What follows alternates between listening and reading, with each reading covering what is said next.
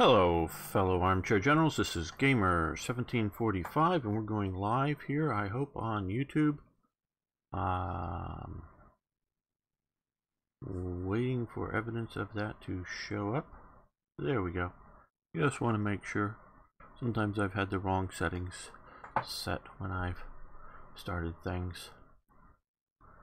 Now I give people a little bit of time to get here. Just chatting with Arno online. So I figure he'll be here in moments, but maybe a few other people will show up as well.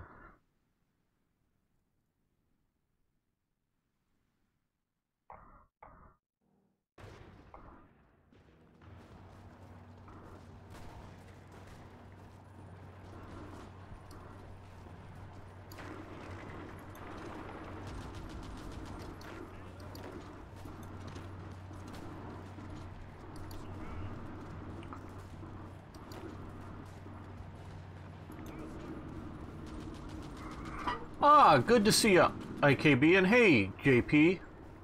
I hope after this episode, IKB, you'd want to maybe come on voice and we could play some Railway Empire together.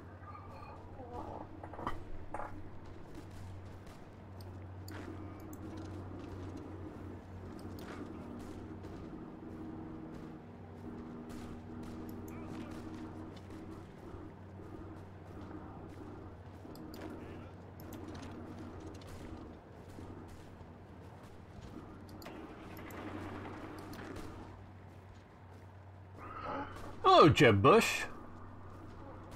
Interesting choice of screen names. I presume you're not the former Florida governor.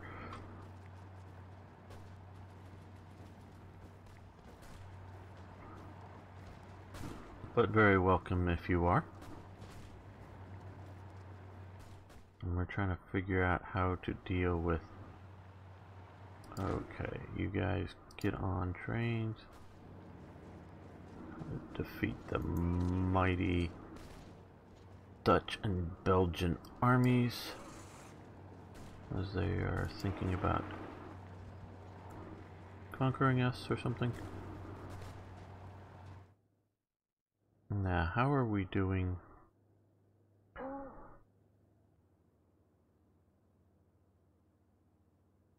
Okay, well, I first want to make a 30-40 minute episode of Hearts of Iron 4, so there, in that sense, there's no great rush, but I would love to have your help.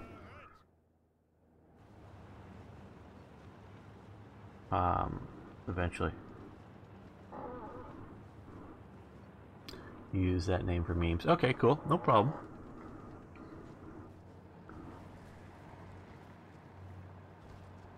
Let's put you on trains. We are focusing on bringing these guys down now.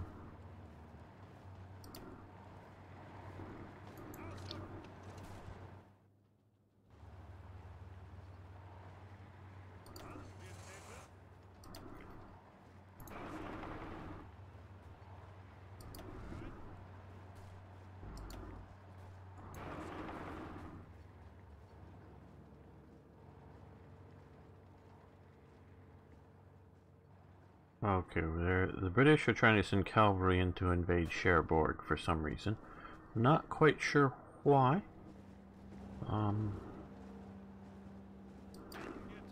There's something there for horses? I don't know. To want to do, but we're seeing that that may be a ongoing likelihood, so let's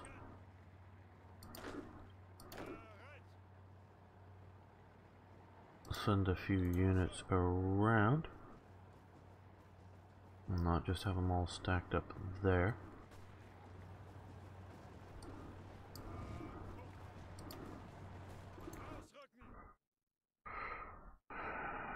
Okay, well, this is I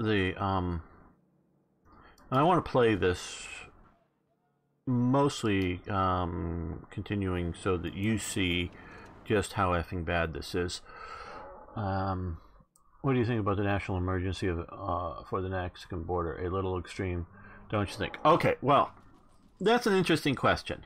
There are a bunch of national emergencies still in effect.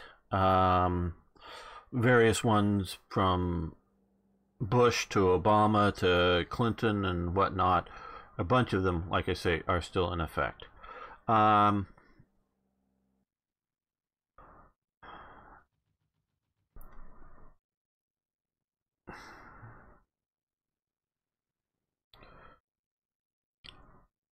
I would say the lack of a secure southern border is a national emergency. I would consider it as such. Now, is it a crisis that,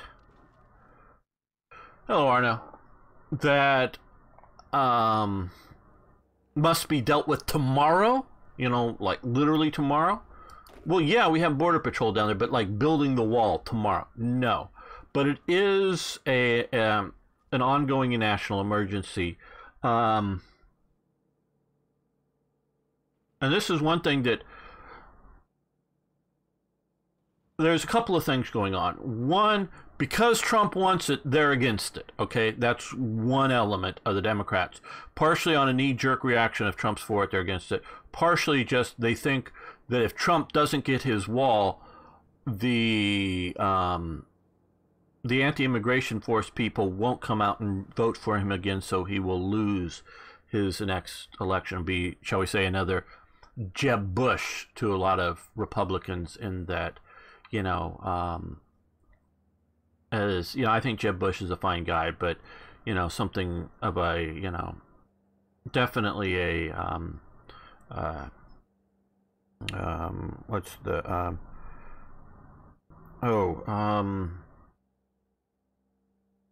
the business organization, you know, not a rhino necessarily, but something, you know, of such a you know, business oriented, wants cheap labor. And I will also say the Democrats also believe, because you can look at California, they want to bring in people that they think are going to be reliable voters. So they are against the idea of having a wall for that reason.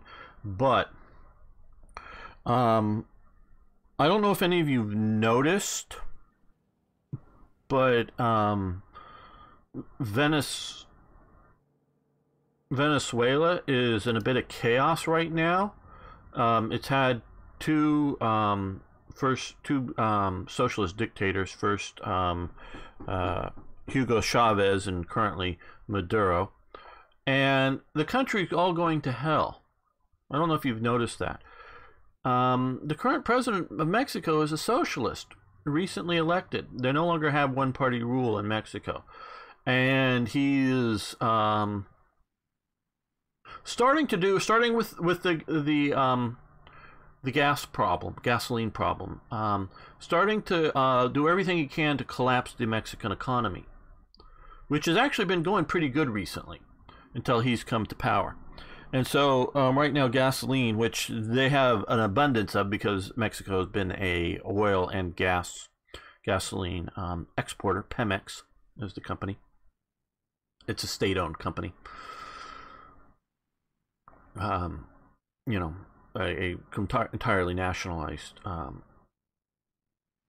company. So I would say that there is easily a 20 to 30% chance of Mexico collapsing along with their ongoing civil war, which is I would consider a civil war with the drug lords going on. I don't know the death toll numbers, say in the last 4 or 5 years, versus the death toll numbers when, you know, Pancho Villa was running around, and you can see the movie like The Professional, starring Lee Marvin and Burt Lancaster, you know, that sort of era of ongoing sort of civil war. Hey, Savage Metal, good to have you here. You know, I don't know the death toll from violence between those two. I don't know if anybody has figures on the Pancho Villa era.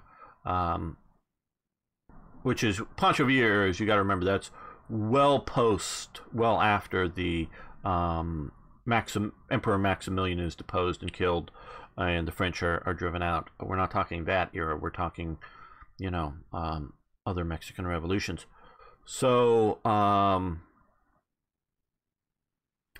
looking at it in that sense versus now, I would be surprised if there isn't a comparable death toll to violence in Mexico as to that revolution, civil war, whatever period. So Mexico, I think, is ripe for collapse. And if that happens, like Colombia particularly, just because this is going into jungle, and this is also something of a Guyana is, I don't think there's a lot of infrastructural links down into here, so most of the people are fleeing into Colombia. Millions of people are fleeing into Colombia from Venezuela.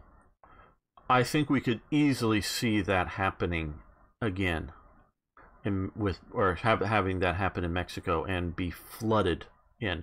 And so I'm not saying it's going to happen. Like I said, I think it's like a 20 or 30% chance that the Mexican economy is just going to collapse, because I forget his name, the new guy who's in power there is definitely a socialist, is definitely doing things like, oh yeah, the pipelines are being siphoned off, so we're going to shut the pipelines down and then truck the gasoline all over the place, and which causes massive gas shortages in the country.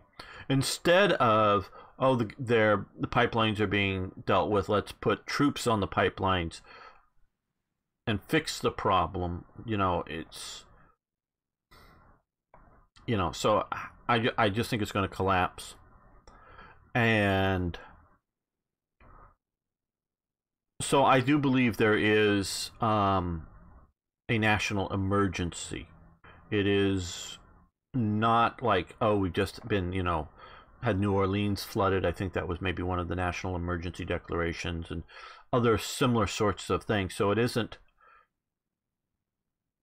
an immediate emergency in that sense, but it's a timely emergency. It is not. Then some people are going, oh, well, if Trump does this now, then the Democrats can do this in the future. Well, they could already do it in the future. And well, they'll just declare, gun laws, national emergency. Well, the gun laws, they're sort of that pesky little thing called the Constitution. I do so hope Trump gets one more appointment to the Supreme Court, which I think is likely. Thankfully, he still has the Senate. Because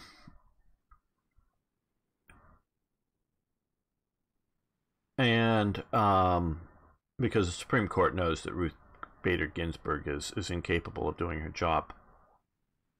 And they're just sort of, I don't know what they're thinking, but so the Supreme Court can block an unconstitutional move. Building a national wall, or a wall along the Mexican border, is not an unconstitutional move.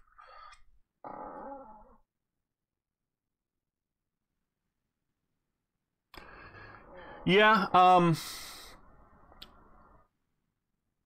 the Mexico until 2000 something or whatever, had almost a century of one-party rule.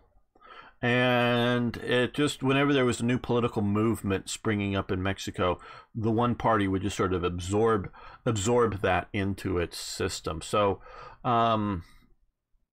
it's been a chaotic thing. Personally, what I would do, and I don't know all of the ramifications, but if I were president, I would shut the border with Mexico down. I would announce it, say you've got like a week for American citizens to get back, and then we are shutting the border down. If an American citizen shows up to a border crossing with his passport, he will be allowed back in, but he cannot leave through Mexico. The way to go from Mexico to the U.S. is either on board a ship or an airplane. That would radically, I'm actually thinking this to help Mexico, because if there is, because I agree that most of the drugs that come into America are smuggled in cargo stuff. You know, it's not mules driving or backpacking it across the border. That's going on daily too, but the main amount is being trucked or coming on trains or some sort of shipment over land. So if we were to shut down the border with Mexico, it would radically shut down the amount of drugs coming in, so massively financially impact the drug lords. And so I think it would help ultimately stabilize Mexico. Short term, it will cause lots of chaos in Mexico because they are massive trading partners with the U.S. It will also negatively affect U.S. Businesses. That there's a lot of business.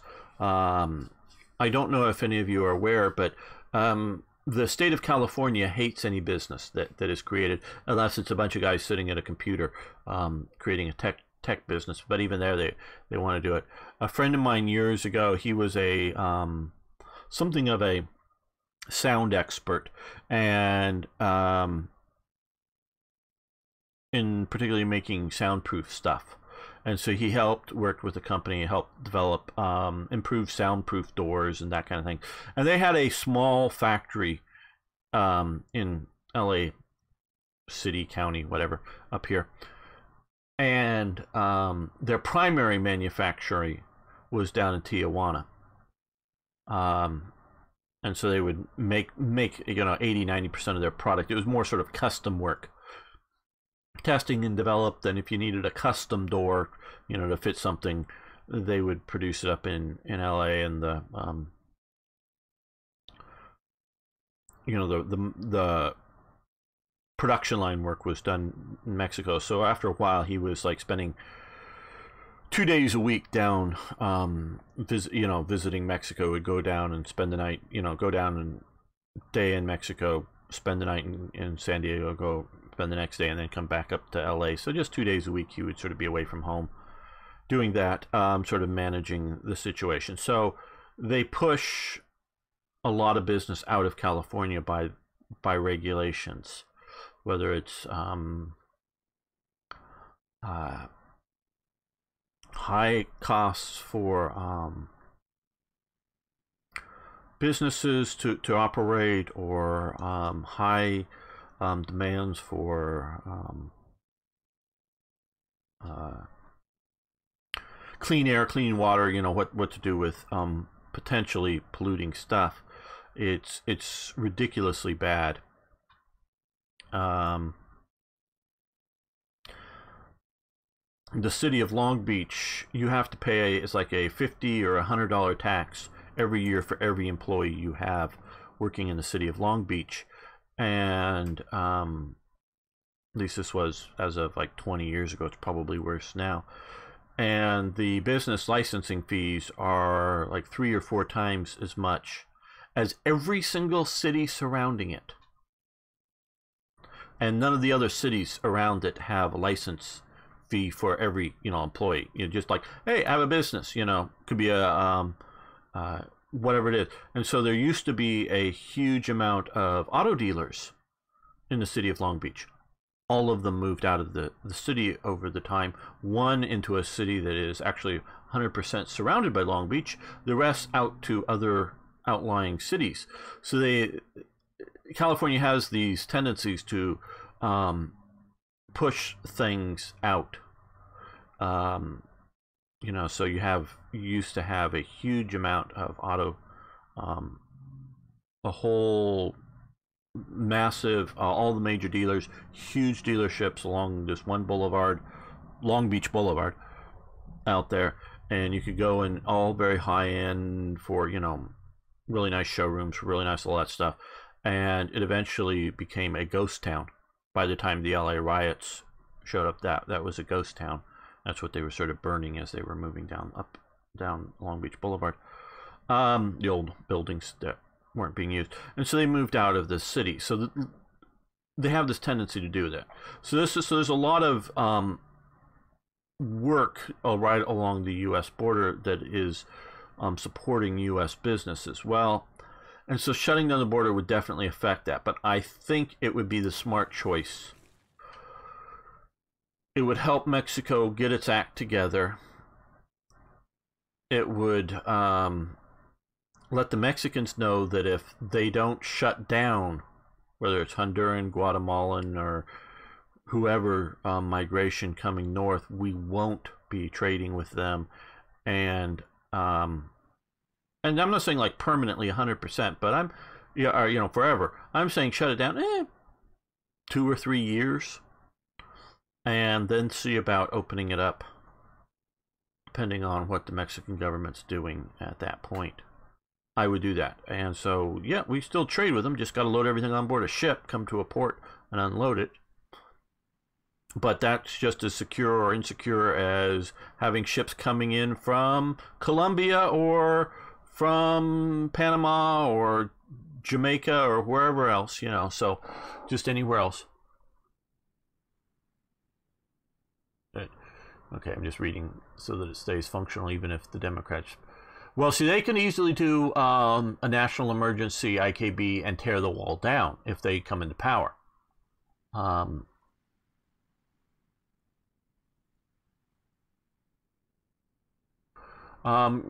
don't know what we're going to do for like building an Atlantic wall in this. Yeah, that's about it. Tourism and tech, but even tech, because of a lot of the regulations, they don't have the OSHA or other sort of, you know, because like Los Angeles used to be a massive furniture producer, doesn't produce any furniture anymore. You know, light industry was pretty heavy here. They've driven out Boeing. A friend of mine worked for Boeing. They still have a sort of a maintenance, big facility here, but it's maintenance, no longer aircraft production. He eventually moved up to, what is it, Oregon or Washington, where they built a new Boeing plant. So they moved out the aircraft industry.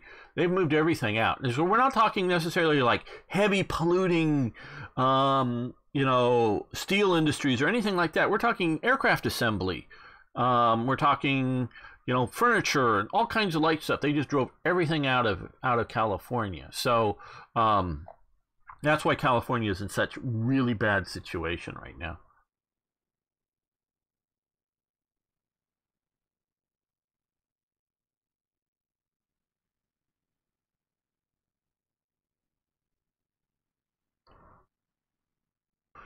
Okay, I think we just sort of waiting for a few people to get here and to start an episode. So yeah, so I'm not against the, you know, in short, against the idea of a national emergency. I think he's within his powers to do it. I think if any of this current crop of Democrats wins an election, it doesn't matter what Trump did or didn't do. They're going to go extreme hard left and do everything they can.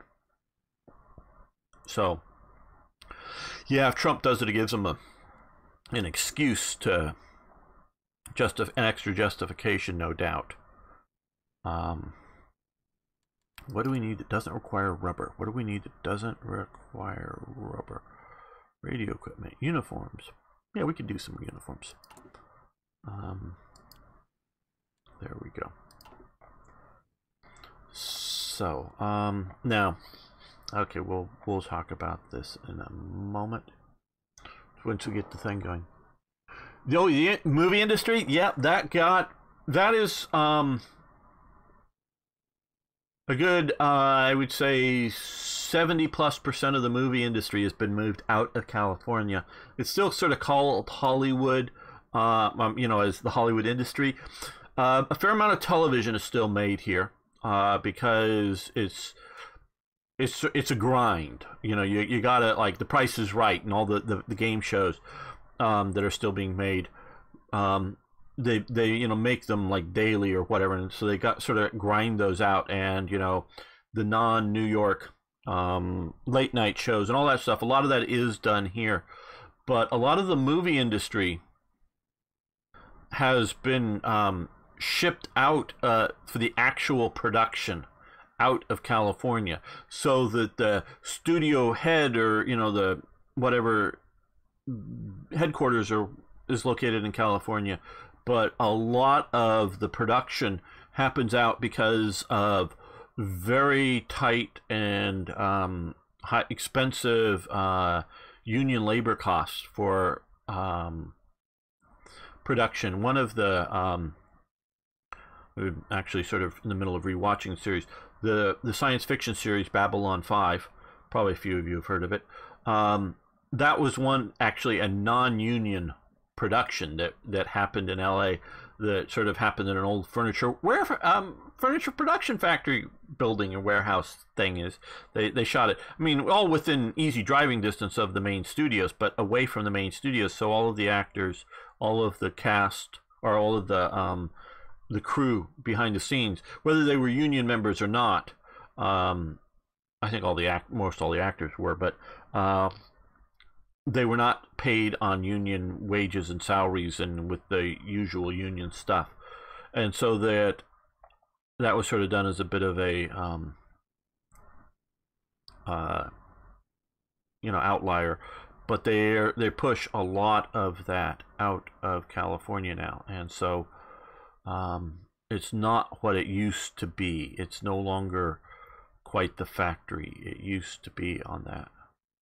I've done a little work, just a little bit, on some television stuff way in the past, and I helped with some costuming on one movie. Now, that movie was being shot up in San Francisco, at least for all of its exterior scenes. Yes, thanks, Arno. Don't forget to create the DAC under Rommel. And we're going to be talking about, yeah. Well, I don't know if, because the author is still around, of course, J. Michael Straczynski. You can follow him on Twitter if you want to.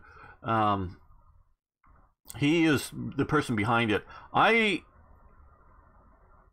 He was doing his Ranger series, and but there's no need to reboot the original, because the original, it was a 5-year story arc, and he designed that as a 5-year story arc, that he wanted to tell that story, and that was it.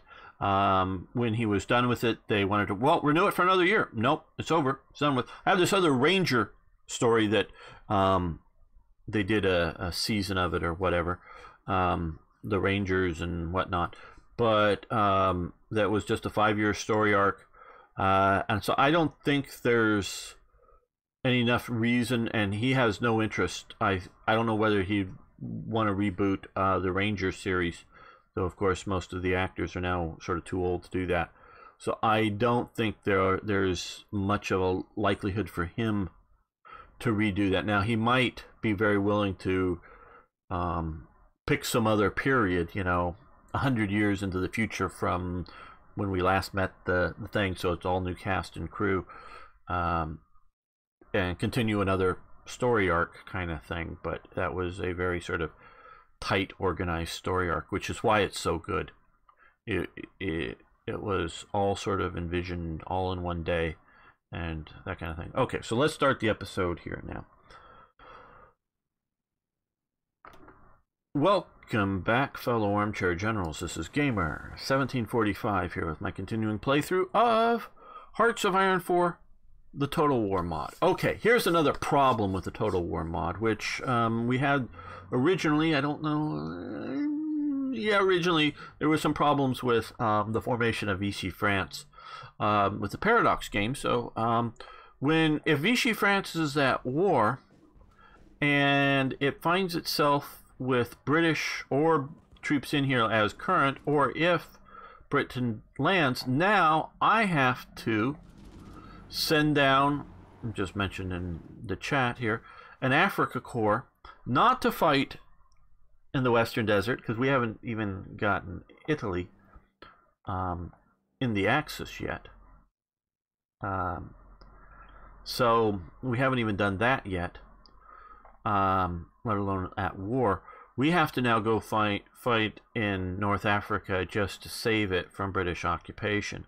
So this is the problem with this wackiness that we're seeing, and that mod creators really need to do a better job at handling that. We also need to come here. I think we will. Let's add a couple of, well, we got that, and let's add a couple of more units. These aren't enough to put down to occupy. Oh, we can also throw in, I think we're going to get the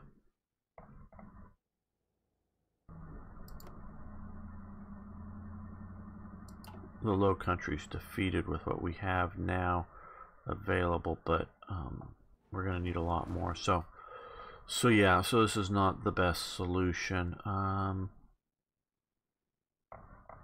See, probably that'll happen soon. So let's let the clock run a bit. Oh, we could do another national, or no, oh no, that war goal is for Luxembourg. Oh.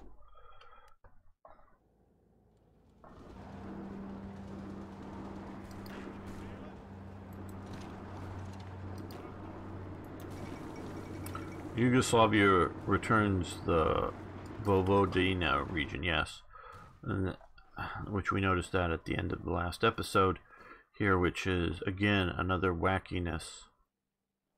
Oh, Quirinius, good to see you.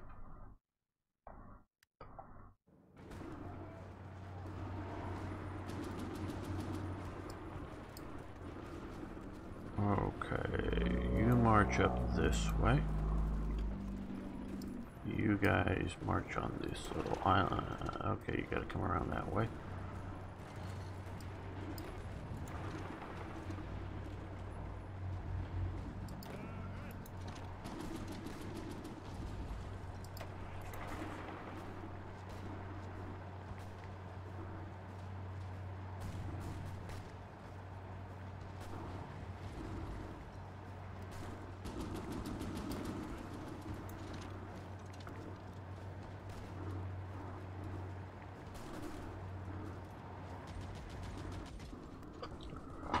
Hey, Django. Please attack from multiple provinces now. Yes, yes, sir. Yes, sir. We will attack Eindhoven from two directions. Good to see you. How are the Dutch still fighting? Well, because somebody has made the Total War people a very bad mod that had very high hopes. I remember a lot of people, so is this a good mod? Is this a good mod? Was asking me. Well, I kept saying, we gotta see once the war starts. Because it's just, Belgium has capitulated. We got some equipment. Yeah, and Vichy should be neutral to whether this period or sort of forever. We're going to put him under him.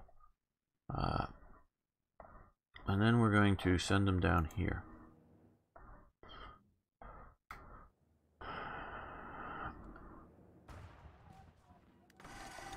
And so it really... I mean, there's a lot to like in Total War. And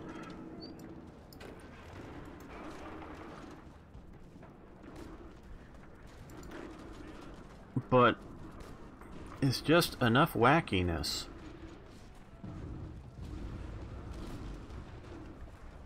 Well, it's when because you can see the line right here. When France surrendered, it created a Free French force and a Vichy French force and a bunch of terrain. And since this province has state owners for Free France and Vichy France now, it reverted to Vichy French forces instead of German occupation, which is another.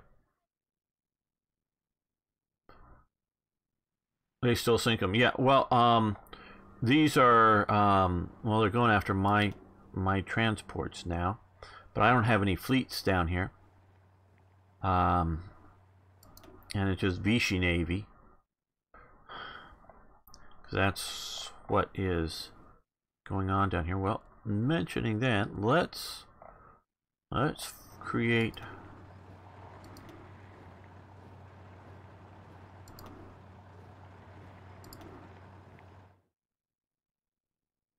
some naval bombers to go after that. Let's look for flying boats. Their flying boats are better at going after submarines, generally speaking, if they haven't tweaked this out too badly. And let's go with some long-range fighters. Yeah, that's a good number.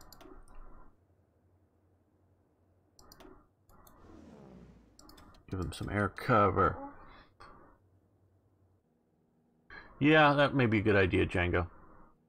Asking for the state check decisions. Maybe you can get their navy. Oh man, those port divisions will be fish food in a few hours. Yeah, could be.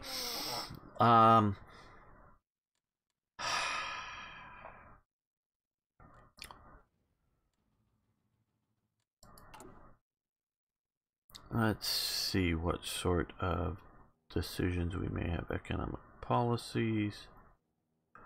Yeah, okay. Address the Reichstag on the fall of the Reich. Execute Case Anton. If we wanted to try to grab Vichy France, we could do that, but that would just put in North Africa and other things into enemy territory. Hitler Youth Movement.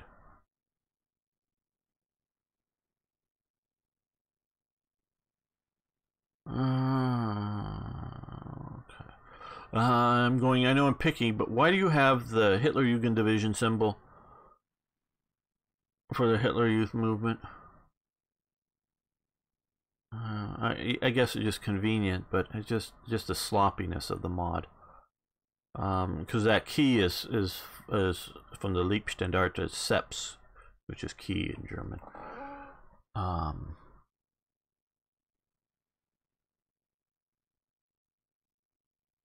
Yes, JP, that I was just reading about that a bit more earlier today.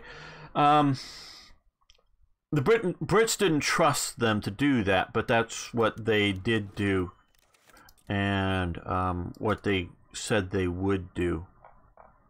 And we'll also get this, which follow the front, and we can talk over him because I really don't want to have any sort of copyright claim for the audio or something. So hopefully this isn't coming over too well for any German audiences or something. I'm drowning them out.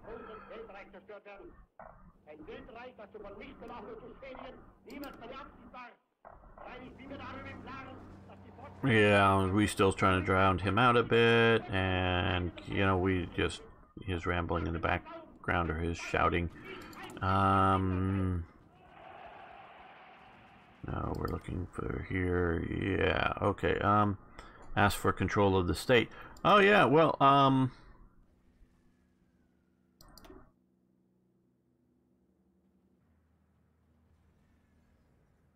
yeah, they're not going to accept. Good idea, but they're not going to accept.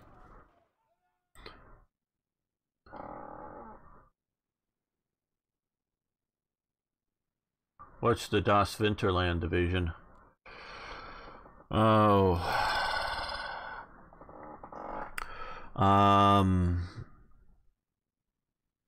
Panzer Division Das Winterland 42, expansion of the Waffen-SS with a historic elite Panzer Division. Okay, that's what it is. It's a fictional, because it's a fictional unit I know that doesn't exist. Yeah,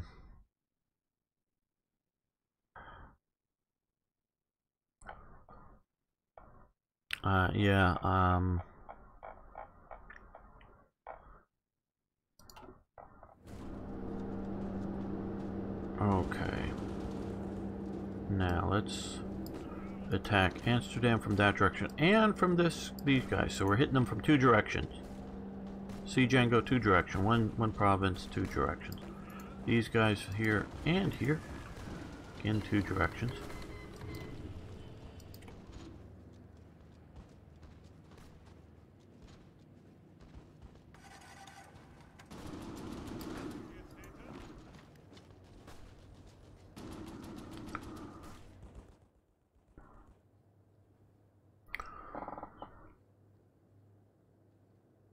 Hello, Toy Jet. Good to see you.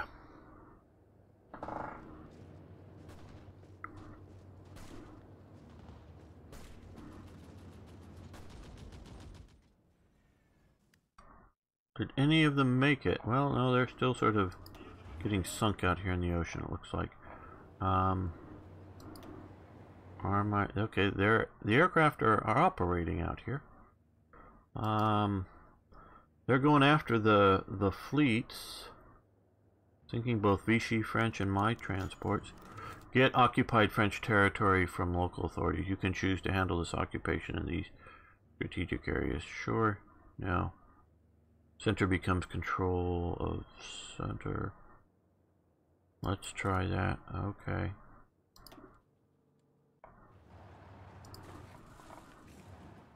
Well, it gave us this back. Okay. So they have a mechanism set up to get us the territory back. So they're vaguely aware of the problems could be going on.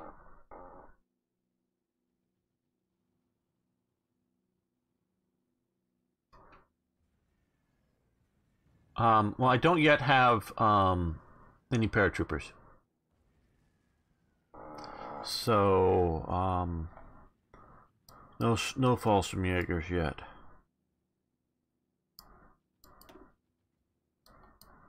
Oh, good. We can now do this. We're gonna continue to research that. Okay, now we're attacking Rotterdam from more directions.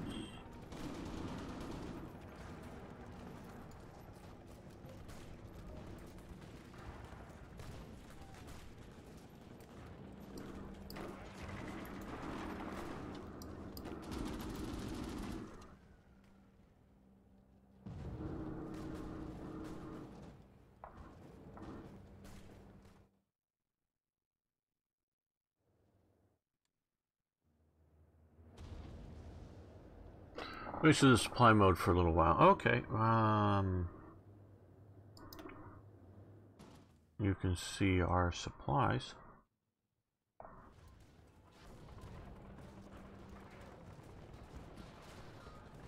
Yeah, we're a little over supply usage there.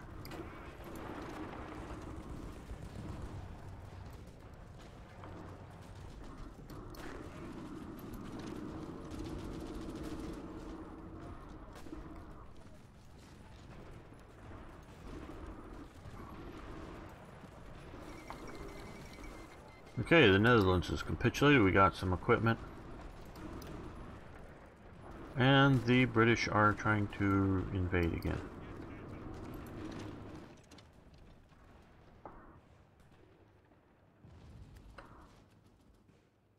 Yeah, I know, it's the penalties, but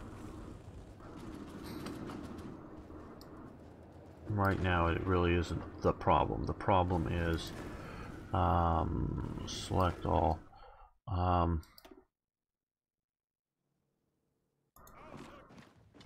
There's occupation, or is just smashing them. Okay, let's see. We're gonna select all. And come down here. And yep, looks like most of all the fleet got sunk.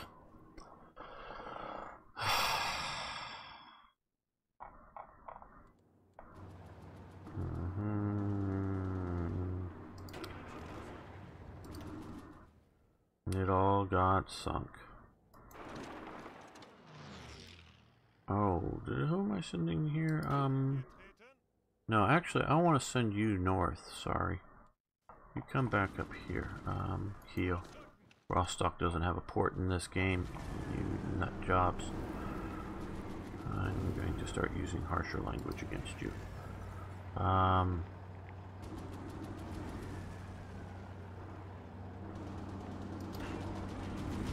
Where are you? You're okay, you're mostly here.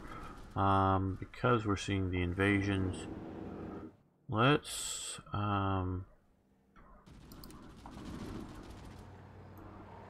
oh, what? No, we want to do I'm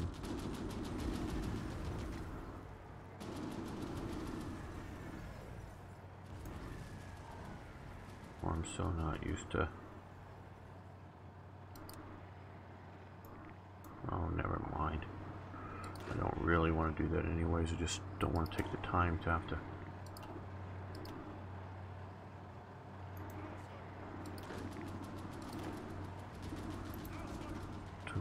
Manually do this now, but I really don't want to just have them equally spread out along the coast. Come on.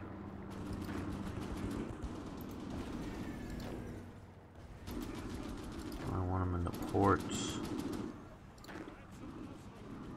Well, maybe Le Havre and whatnot down here, because these are where they may be more prone to invade. But the ports mainly. Oh, you're coming down. Okay.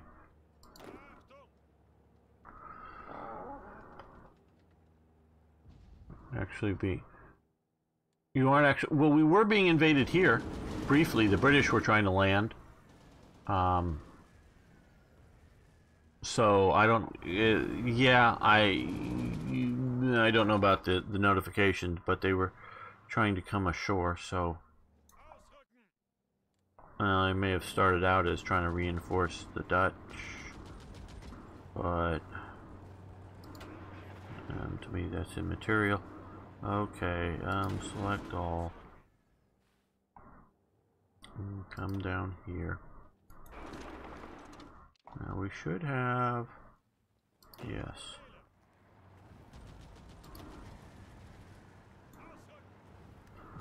Come down to Paris.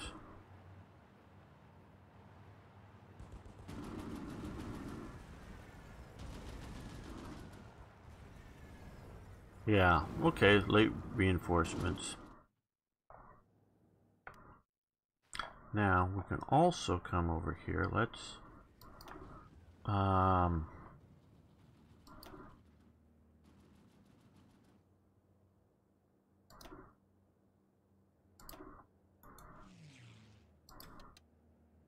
do that.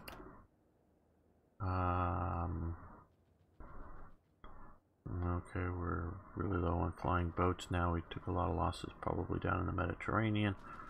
No, not all 96. Let's go with 60 again. And they're gonna come over here. Now we're not winning there. So let's see. You guys, Western Poland, we no longer need you over Western Poland. We can have you out over here and then up here to win the air battle there. Hopefully we're out of range of most of the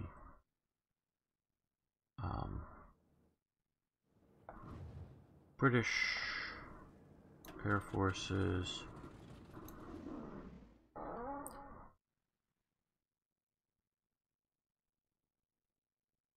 Yeah, we can probably do some garrison type troops too, or move some of them. I just wanted to get some troops now on you know, guarding the ports.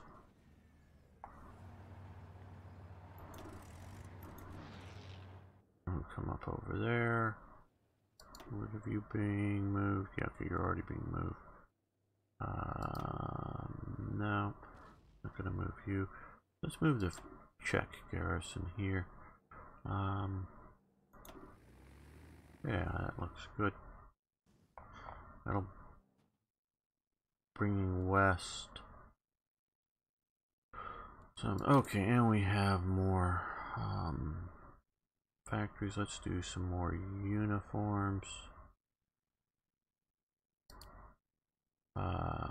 What else do we not need rubber for?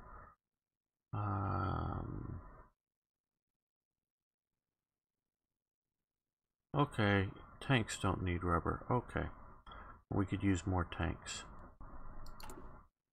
We can get oil.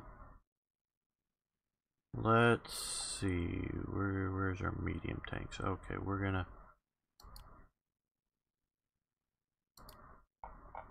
And let's do some... Yeah, there we go. We'll build some more tanks. Now we'll need more steel. That's the big one right now. Okay, okay, good enough.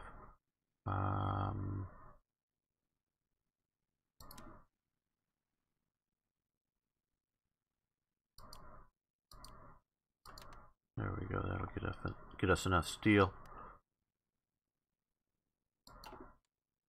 Yeah, we can do, oh, what would be the one political advice? Oh, that's right, because Hess has taken his flight, so we no longer have a Hess as an option.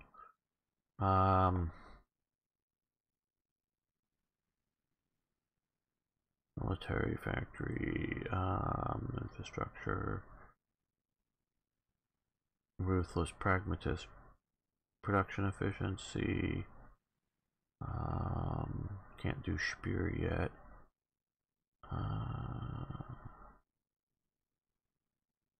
Political power, well,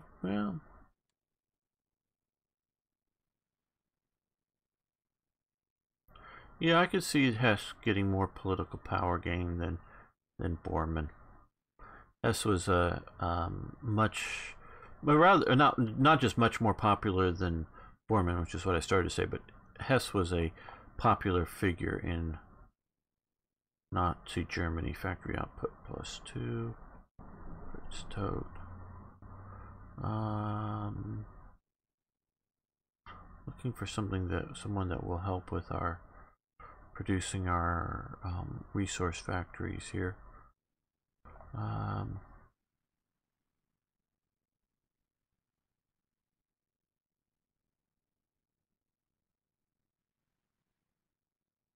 Yeah, we'll do Walther Funk.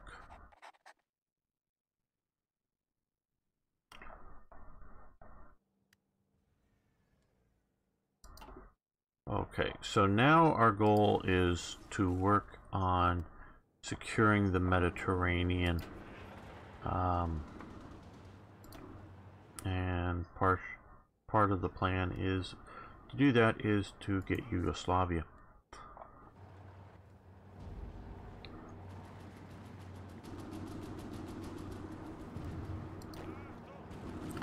Well, let's collect all of what's left of von Thoma's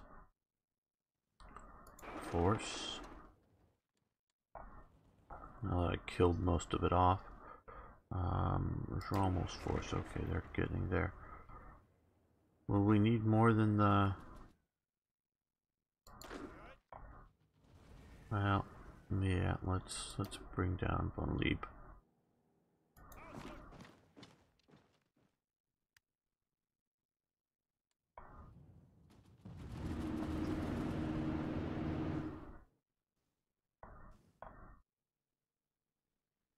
What's our revolt risk? Oh, we still have stuff down here. Just there right now.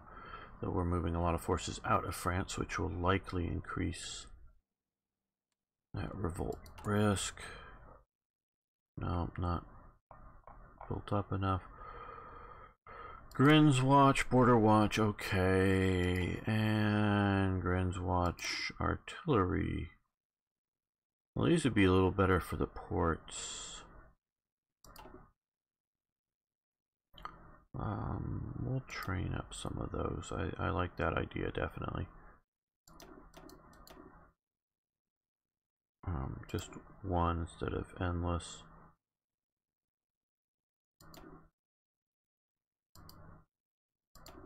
Okay, and for location, we're going to use these to garrison in the west. The ports. that. And currently we're doing takeover Skoda.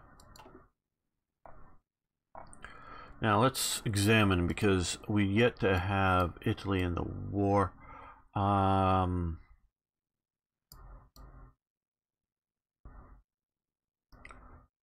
I'm used to playing things or different things than this mod, so figured Italy would have been joining the Axis by now.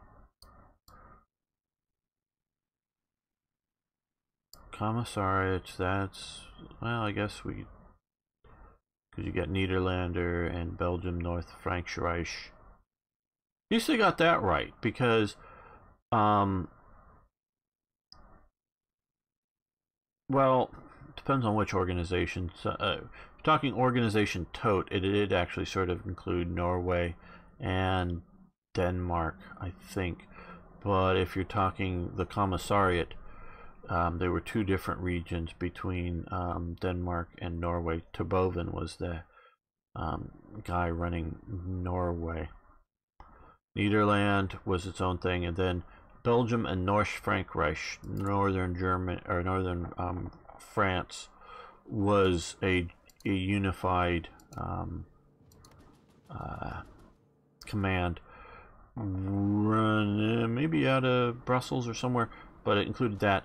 Where the rest of occupied France, and then later all of occupied France, once they did it, was run out of Paris. So that was a different. So they sort of had that split.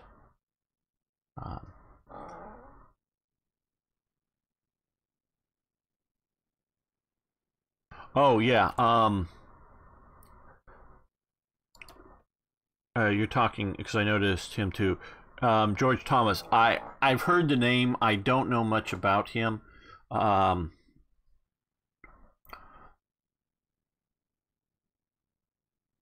could say I just don't really know much about him.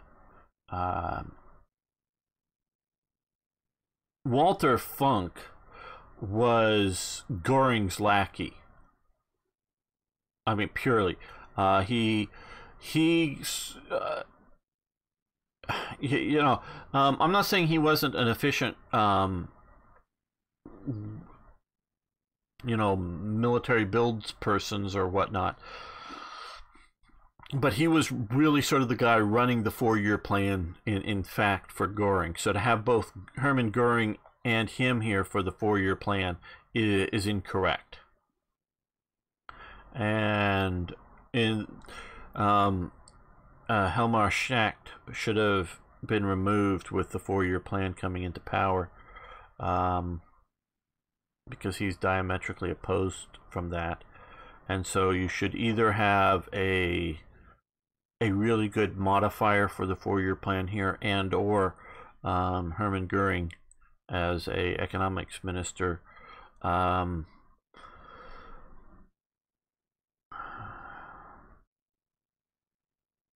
to think.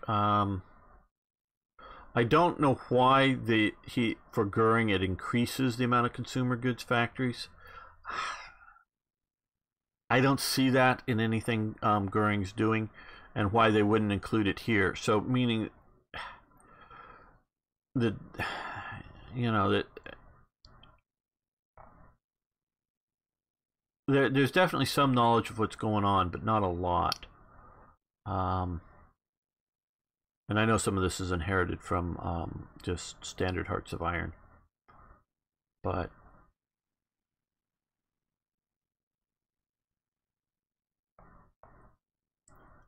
I still like my Minister's mod. Hasn't really gone anywhere, but I made a mod that, well, the last thing I had, there was some part of it I screwed up on, so I've never really released it.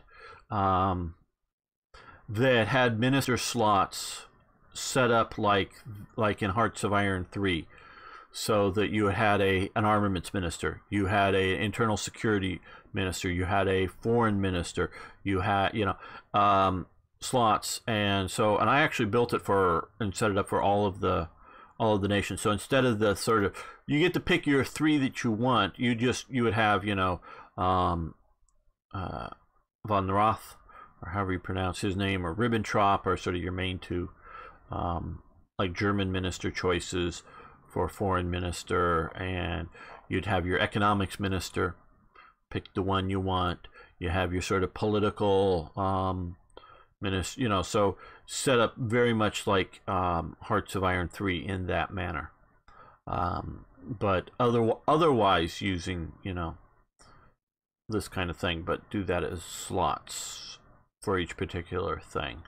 I like that much better than this. Okay, back to here.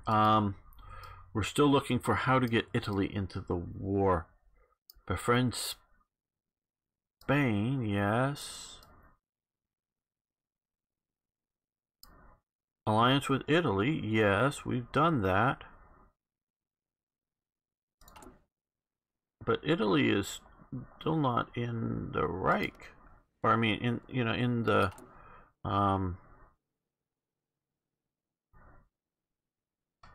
has a non-aggression pact with us as volunteers, but they're not in our faction. Invite to faction. Italy is not allowed to join factions.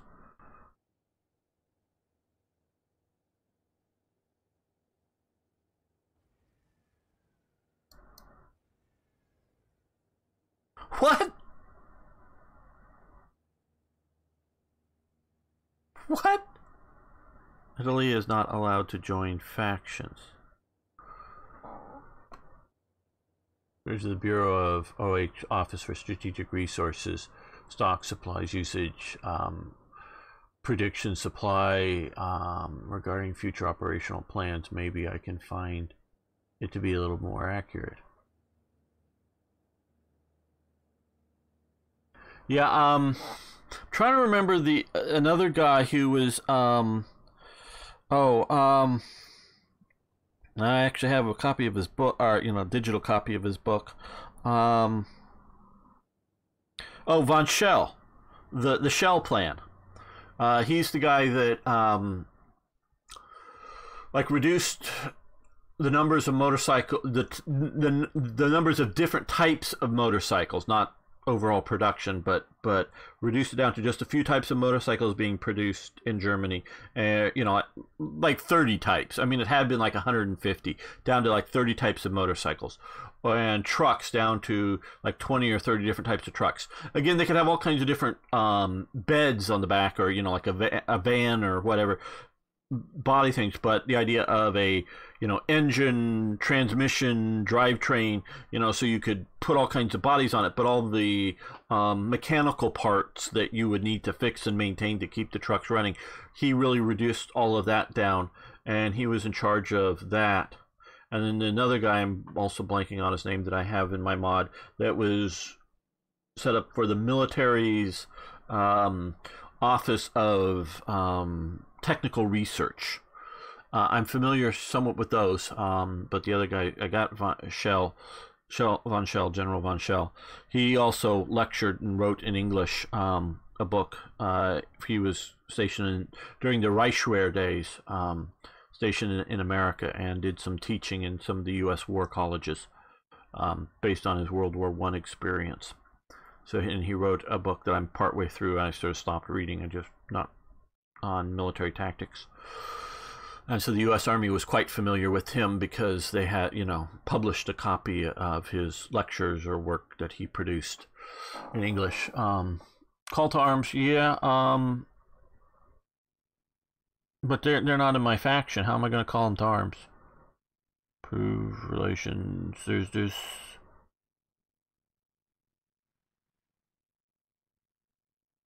guarantee independence, sure, improve relations, request lend-lease.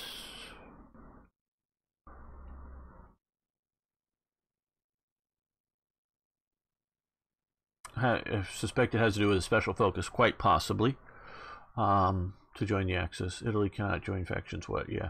Head of defense economy and armaments industry for the OKW was, yes. Also made plans for the exploitation of the Soviet Union. Okay. Interesting. I really like you've informed me more than I've heard about him. I vaguely remember his name is about all I you know, I've heard of him, and probably just in one of the, you know, the things I can't even specifically go, oh, it was here or whatnot. Well, autarky.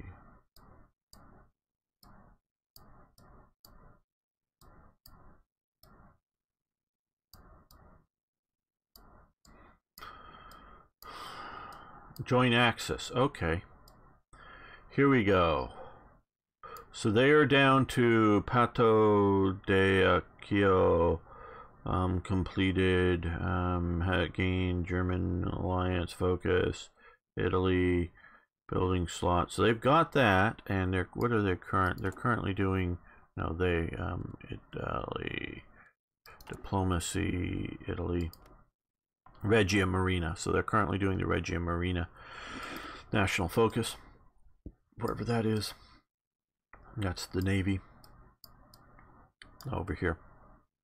So they're doing that. And I guess this is how they join the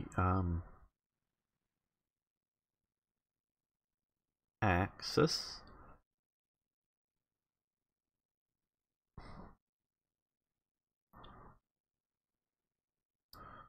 Oh my God, people.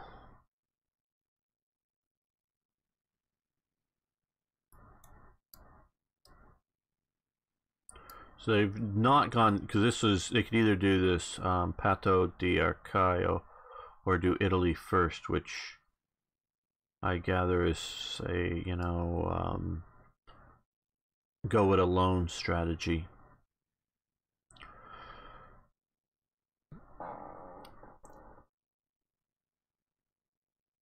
And so, yeah, see, just to give you a little historical background, and I don't know if they're aware of it, and I like event chains, and because I'll tell you straight up, I hate this of a press button get Anschluss in however many days.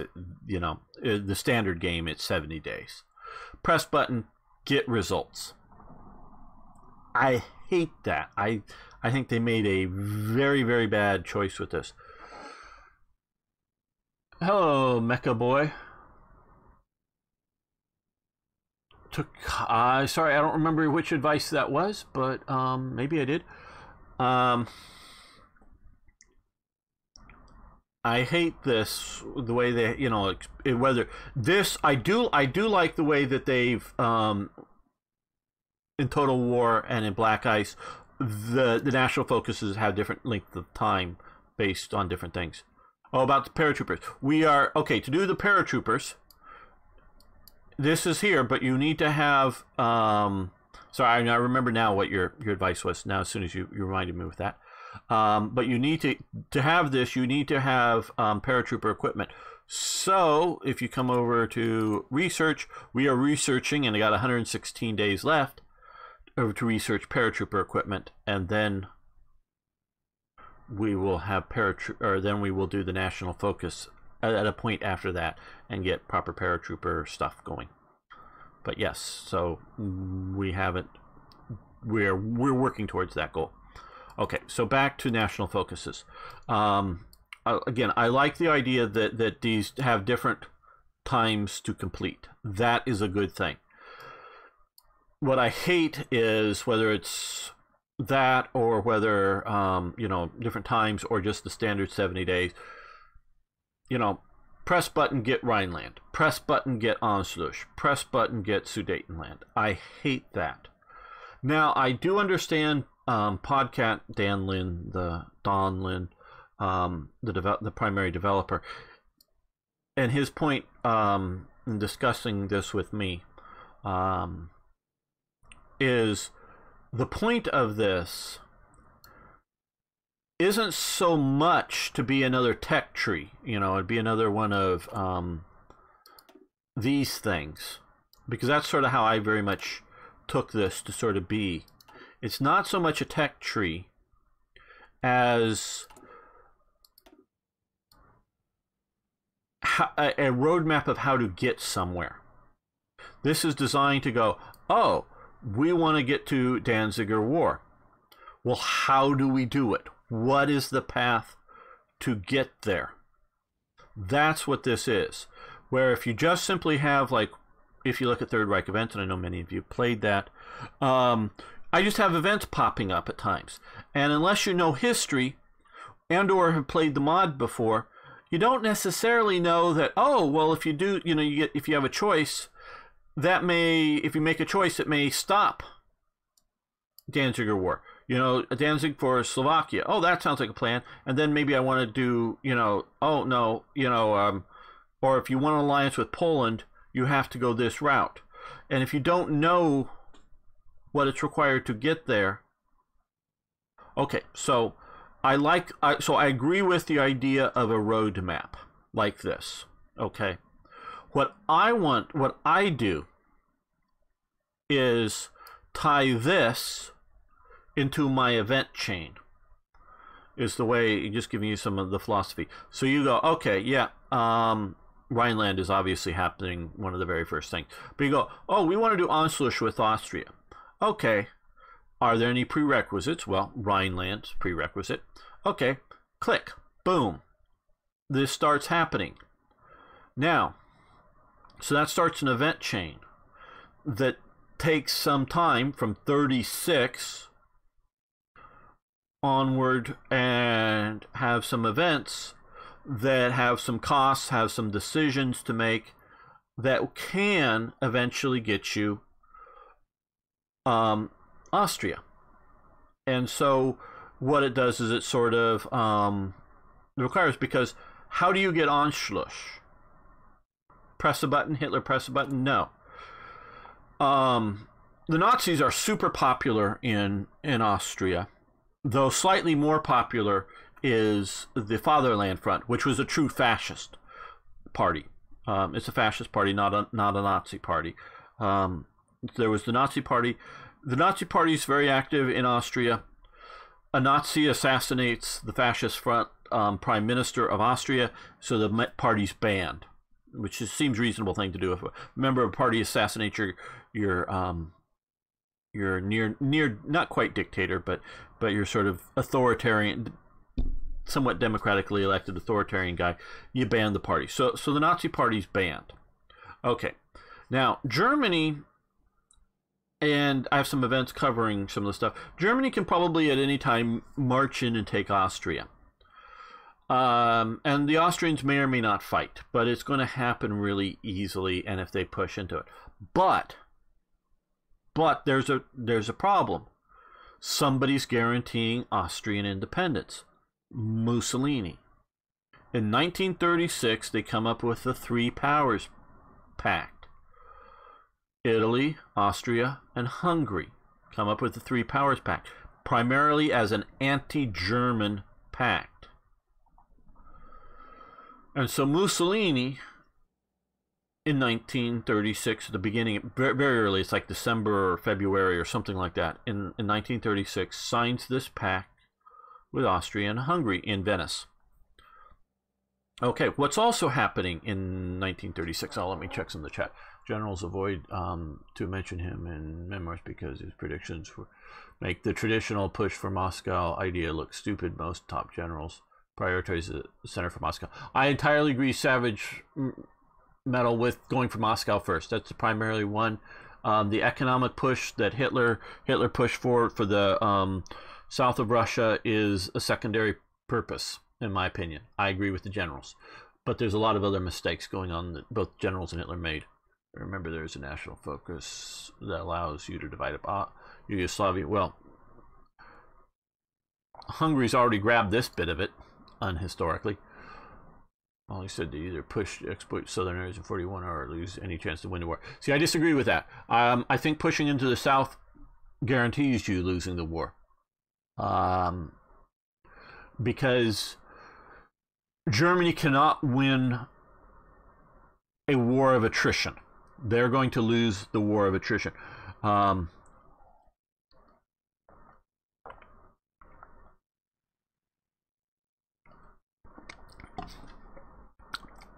if it's a war of attrition between France and Britain and Germany, France and Britain are going to win.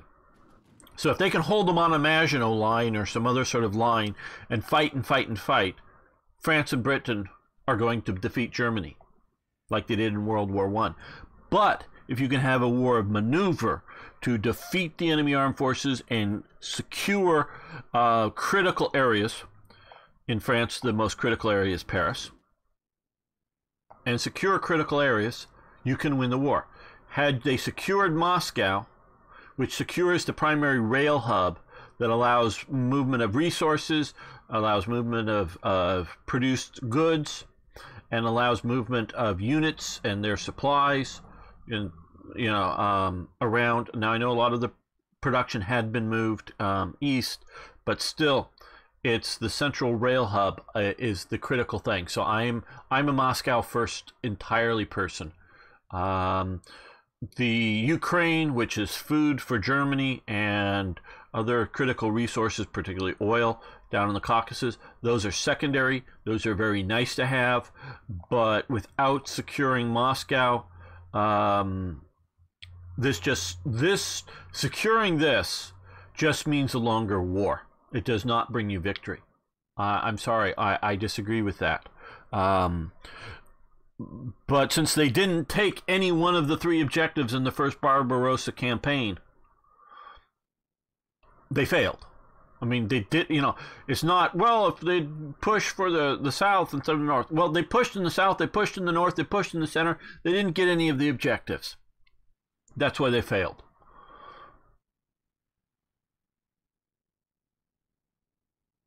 Oil, yeah, oil crisis, but for the short term, okay, oil. Germany secures about 1 year of its operational oil when it secures France, because they get the French oil reserves. That is about a year of Germany's oil use. Now, it's not like in Hearts of Iron 4 here, a bunch of oil wells that are pumping out oil. It's a strategic reserve of gasoline and oil and similar sorts of stuff, machinery oil and other things, that it's about a year's worth of Germany's oil needs that stretches out. They use it up over time. So if you can secure in 40 France, and then you can secure Moscow in 41. Now my push is always 40 France, 41 the Mediterranean, 42 Russia, and securing the Mediterranean allows you to, not necessarily getting it in 41, but allows you to push in 42 also into Iraq and Iran, which gets you the oil. So but if you're looking at the more historical, the immediate defeat and securing of Moscow is that. But you also need to secure, and again, I've been reading this book that's really bad, but you also need to make plans, which they really didn't, and the book again reinforces my belief in this. They didn't make plans for re-gauging the railways in Russia. They had supposedly, according to this book, the units that for cold weather unit are German cold weather uniforms for the units that were slated for occupation, which is just a shadow of the main force that was moving in the east. And those were in warehouses in Poland, but just because of setbacks and the rail gauges, they never even got those uniforms up to the troops in Russian, for the Russian winter coming on. So they failed with that. So there's a lot of failures that the Germans do. Yeah, no, they needed horses. They didn't have enough. They didn't have enough oil, but they also didn't have enough vehicle production. Trying to catch up with the chat here. Yep, attacked everywhere and shifted their focus multiple times in the initial phases of Barbarossa instead of keeping fixated on it. Sending some of the Army Group Center's panzer divisions to help out in the Ukraine for a while, and that kind of stuff. So they shifted it around.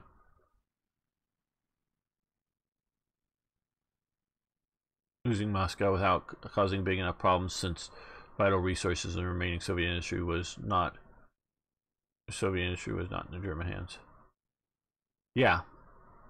And I really think the winter counteroffensive, had you secured Moscow, and it could be in ruins, because it's not to get its resources, it's not to get its production, it's not like Napoleon to get the food to survive, but you need to secure Moscow along with securing railroad connections to supply the armies. It would have really, the Russian counteroffensive would have been an offensive against Moscow, so the Germans could have been holding, sort of a holding mission. This is presuming if they secured it. Holding, against a counterattack in Moscow instead of a counterattack all along the front. Now, I would, once I secured Moscow and get that secured and secure Leningrad, secure those two cities, then I agree with the push to the south. Then to the south. Not deeper in, because that just elongating your lines and doing that. But I would have, pushed, secure the northern flank, secure Moscow, and do what you can to push in the south, because you got the Hungarian and Romanian armies along with some German armies, and you leave them a few panzer divisions and a bunch of infantry divisions. So you do what you can, but you focus on a Moscow.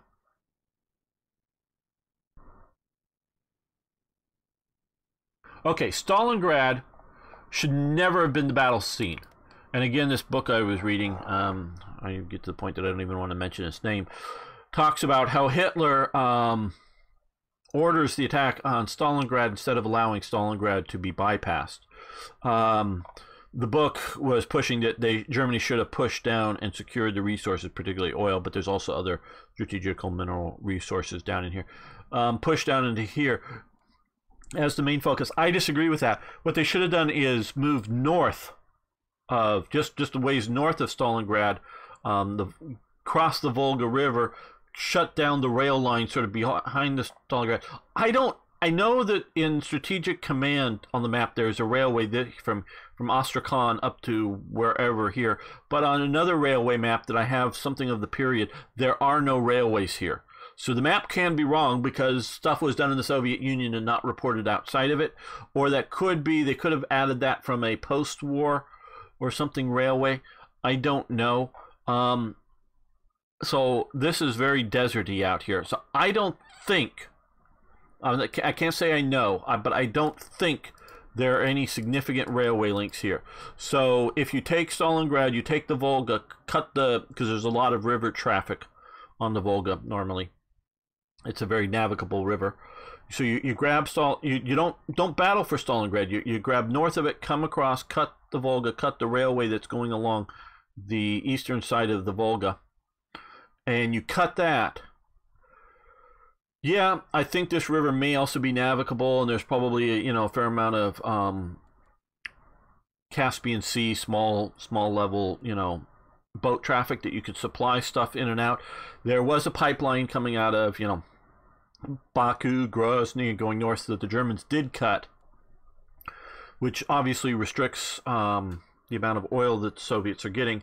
But if you cut here, you don't even have to cut Astrakhan. I think you eliminate the ability of any sort of major southern offensive, because remember the counteroffensive for Stalingrad was from the north and from the east. You cut down you eliminate any major attacks from the south. Once you've cut the railway lines, then you start pushing into the city. Only after the railway lines and the river and all that is cut, then you push into, you can see my strategic command series in which I've sort of, better is the, sorry, I meant the Panzer Corps series I've been showing that dealing with Stalingrad. And so you cut north and you swing around north before going into Stalingrad. Then you can deal with that and successfully get it. That is a workable, doable strategy with the forces available at the time, along with the resources, the gasoline, the ammunition, and you've got it won. So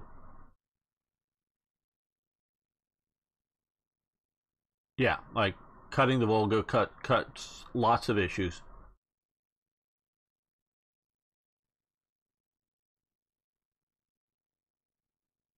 So and that's very much how I would do that. And so, because if you look here, you are, unless there's actually a railroad here, you are not going to be moving much supplies across here. You can look down into here again. You're not going to be moving much supplies. So you have whatever this river, however much that could maybe cut into the Caspian. So you've effectively cut the Soviets off from the oil. Whether the Soviets did have Baku rigged to blow, and they very well may have destroyed the oil production. I don't know if they would have lit the underground oil sea on fire down there or not, but they would at least require Germany to rebuild it. But still, and that would have taken a lot of effort. But at least you're cutting the Soviets' ability to use the oil and gas coming out of Baku, so which they never really did. Like you say, briefly they did cut one of the pipelines coming out of one of these things, and so this becomes an isolated thing, and so the Germans could take their time, and plan battles to win them, mass enough force, win a battle, move to a next objective down here, and get this piecemeal while holding Moscow and holding Leningrad, and just along here. And so you've radically reduced their amount of shifting of forces via rails and all that other stuff.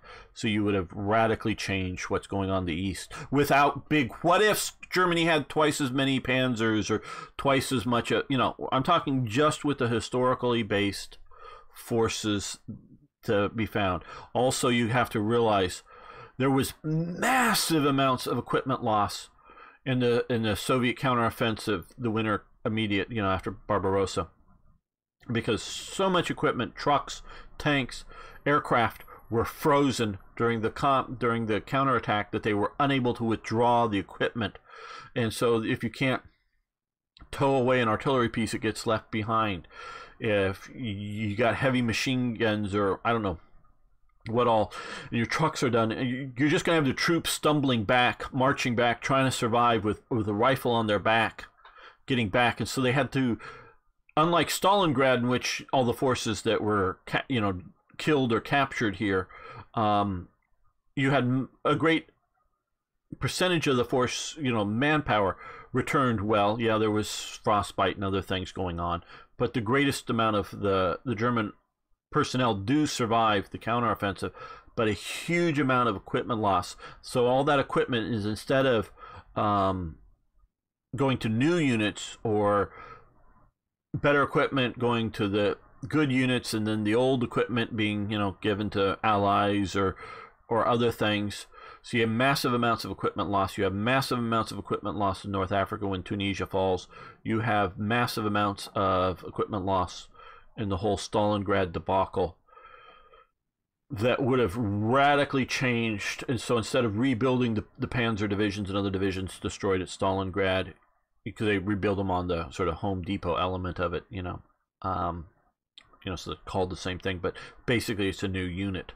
You wouldn't have had to do that, and so Germany would have been in a hugely different place had all of that. So I'm very much a Moscow first. Hitler was a resources first. He's wrong, because Germany is never going to win the production war. If it's going to be a war of production, Germany's going to lose. Now, Germany could win a war of production against the British Empire alone. Notice I'm saying British Empire because I'm including Canada, Australia, and whatnot, as opposed to just little Britain, Britain there. I think it could win against that alone, but that backed up just production-wise by the U.S., no, it can't win that. So long as, even if the U.S. is out of the war and just sort of, protecting, convoys or whatever, in the New World, this side of the Atlantic, is only doing that, the U.S. will be able to help Britain outproduce Germany, especially on aircraft and things like that. If it was just Germany, they sign, after the fall of France, sign a peace, leave entirely British Empire intact, all of it's intact. Just sign a, if Halifax had become prime minister instead of Churchill, signed a sort of white peace for Britain, at least. And it was just a war between Germany and the Soviets. Germany could win that production war. Yeah, the Soviets will produce more tanks, but Germany will kill enough of them, and Germany will do better with production of aircraft and other things. And obviously, tank factories that were destroyed, aircraft factories that were destroyed by strategic bombing, first from Britain, then later adding into America, wouldn't have been destroyed because the Soviets had no real ability to bomb, so their production would have been greater than it was historically without the Allies being part of it. So Germany can win that production war against the Soviets alone, but not, again, with Soviets, Britain, the British Empire, and the Americans. No way can they ever dream of winning that production war. So I don't care how much resources this has. It doesn't matter if you can't win the decisive battle early enough, fast enough, quick enough. Sorry for the rant a bit.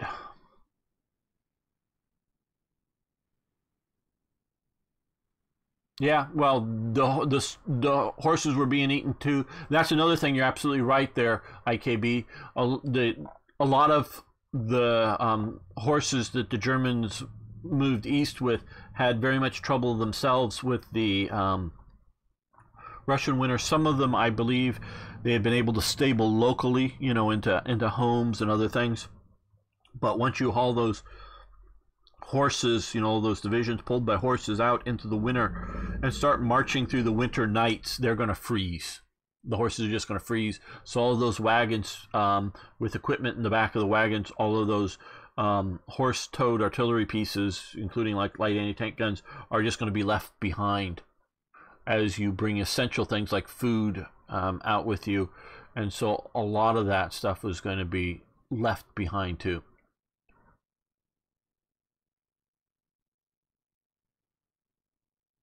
Yeah, there is the threat, you're right,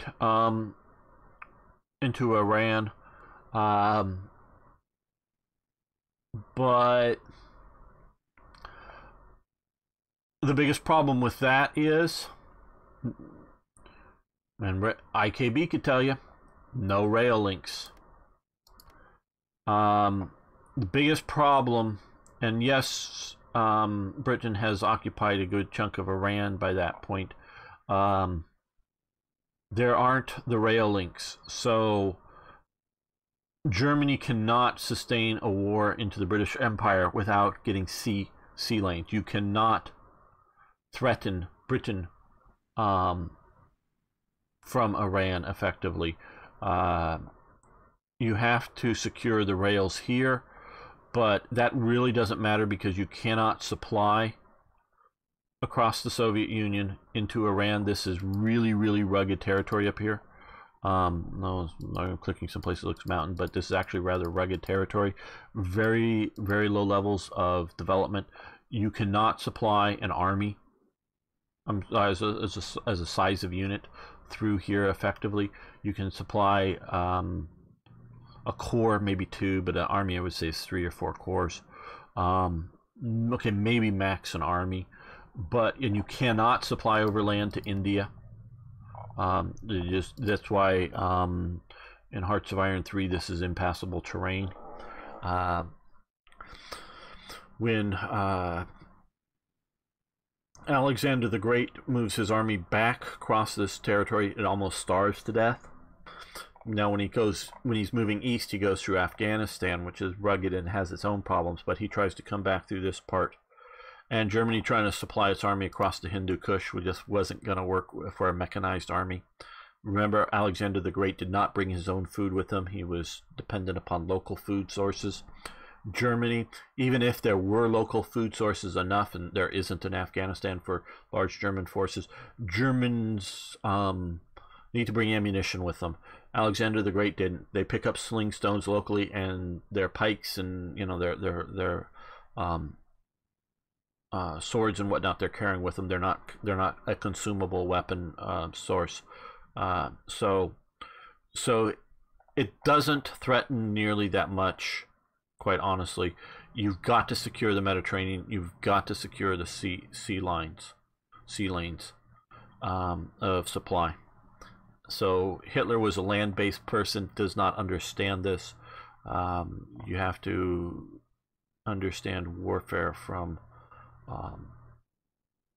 the supply source and all that. Well, we're going to end this episode here. I've been talking on about it, spurred on by some very good comments from the viewers. Thank you so much. Thanks for liking the videos. If you haven't already, please subscribe to the channel. See you next time for more Hearts of Iron. Okay. IKB, are you done with your chores? Could you help me play Railway Empire? And if not, no problem. We could do something else. But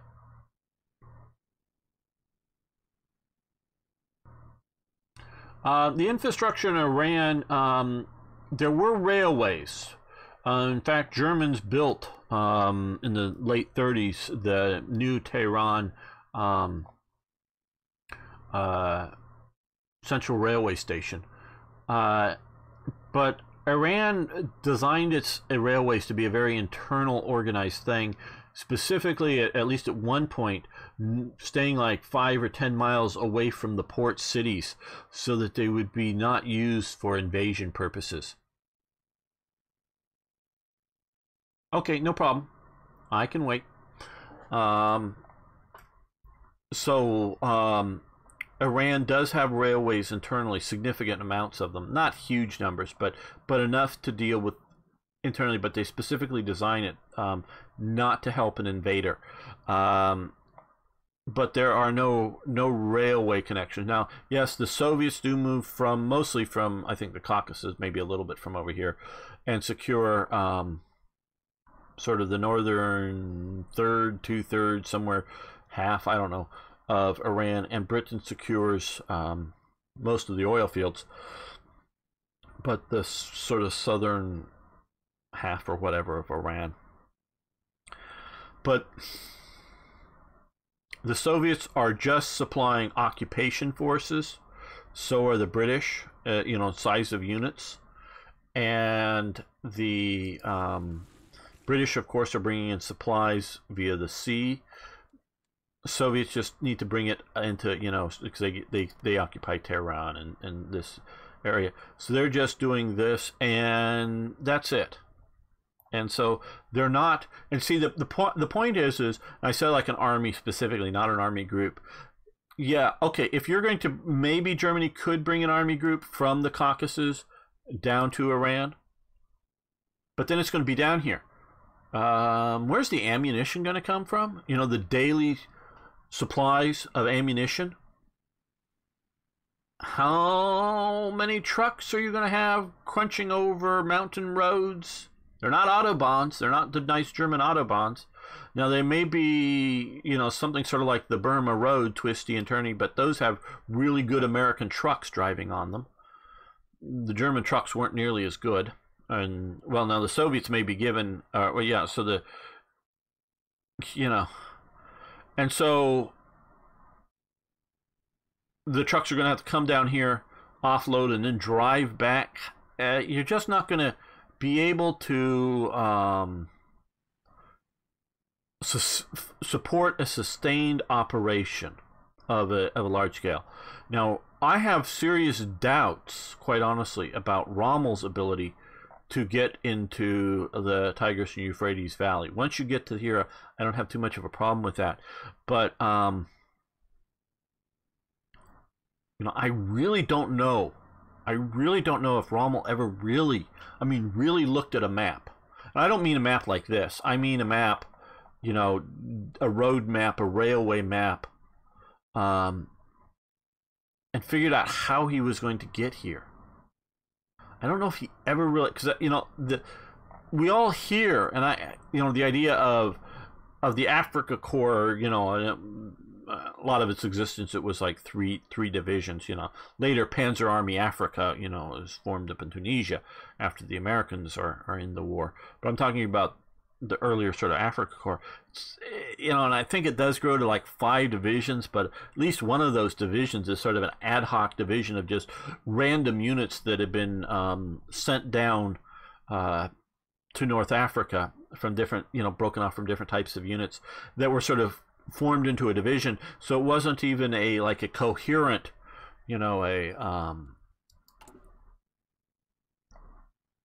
a coherent order of battle. It was just a couple of these, a few of this, a little of that, and now we've got a division just so we have a general, and so we have a supply chain and whatnot. And so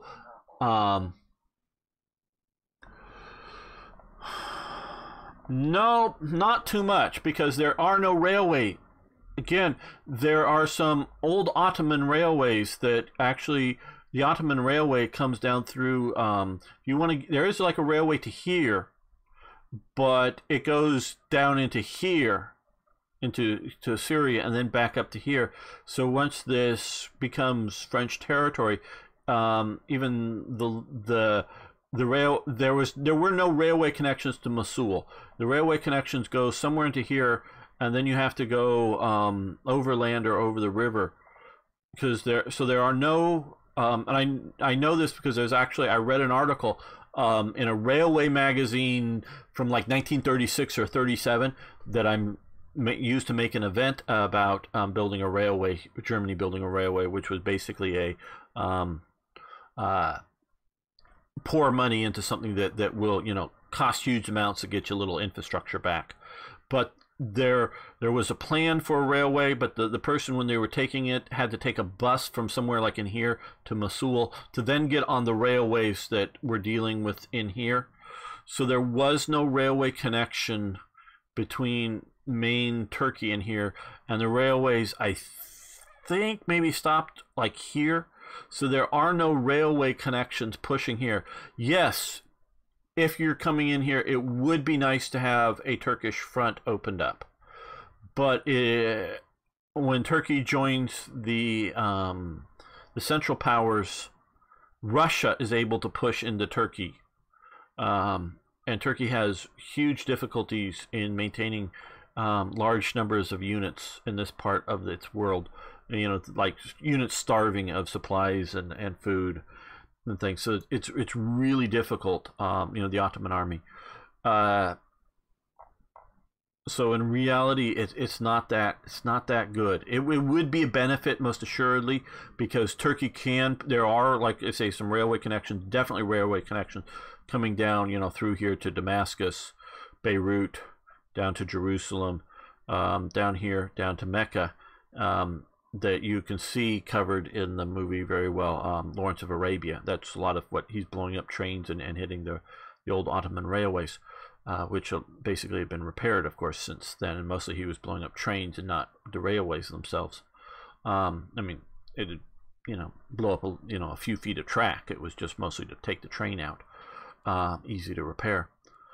And so Turkey pushing into the north would affect things, but it's still a difficulty. Okay, we're going to change games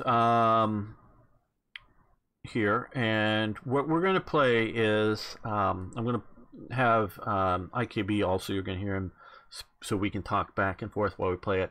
Is Railway Empire, but we're going to play the mission dealing with the American Civil War. I haven't played this. I haven't watched a YouTube video on it, so I don't know. But it's going to talk about what we've just been related to, is how railways are the things that allow modern warfare. And I won't get into too much of it here, but I'm just trying to sort of sell it to you as why you might want to listen to this, and even though it's a change of game. Really quickly, I've always wondered why the U.S. Army didn't want to have multi-shot rifles very early on, and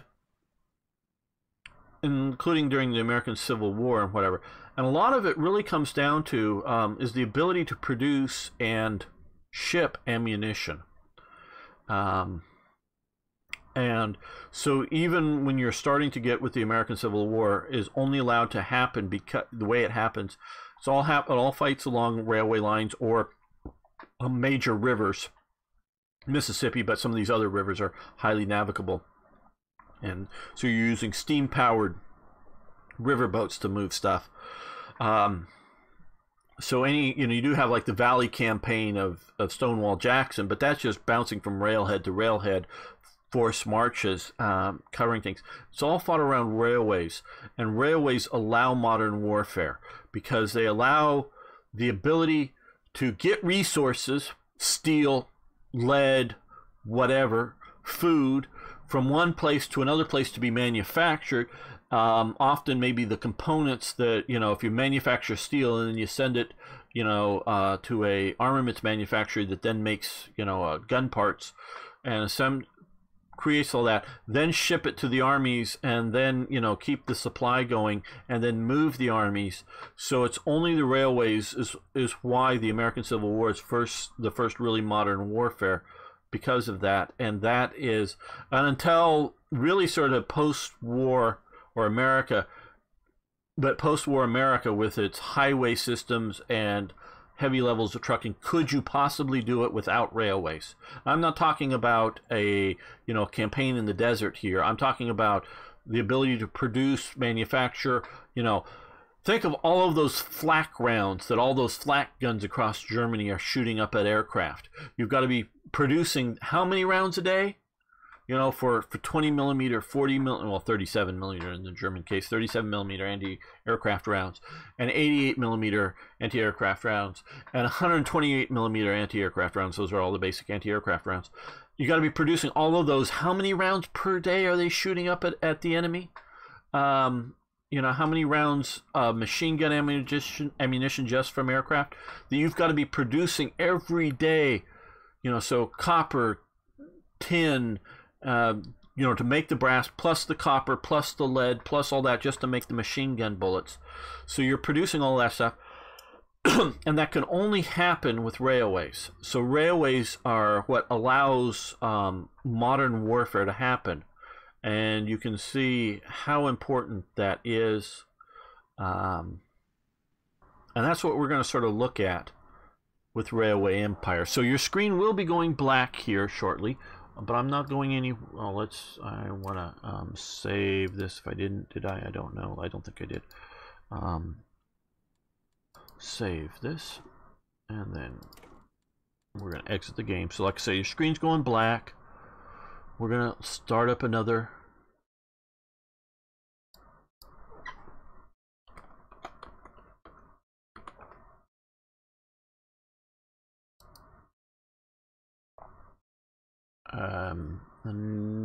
Yeah.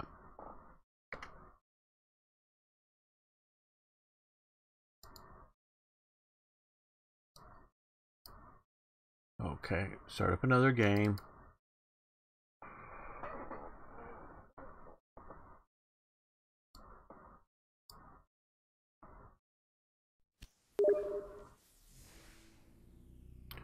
Sure, IKB, let's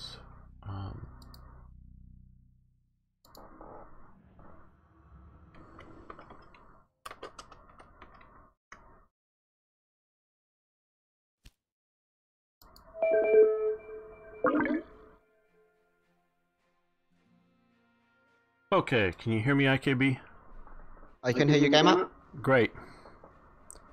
Great.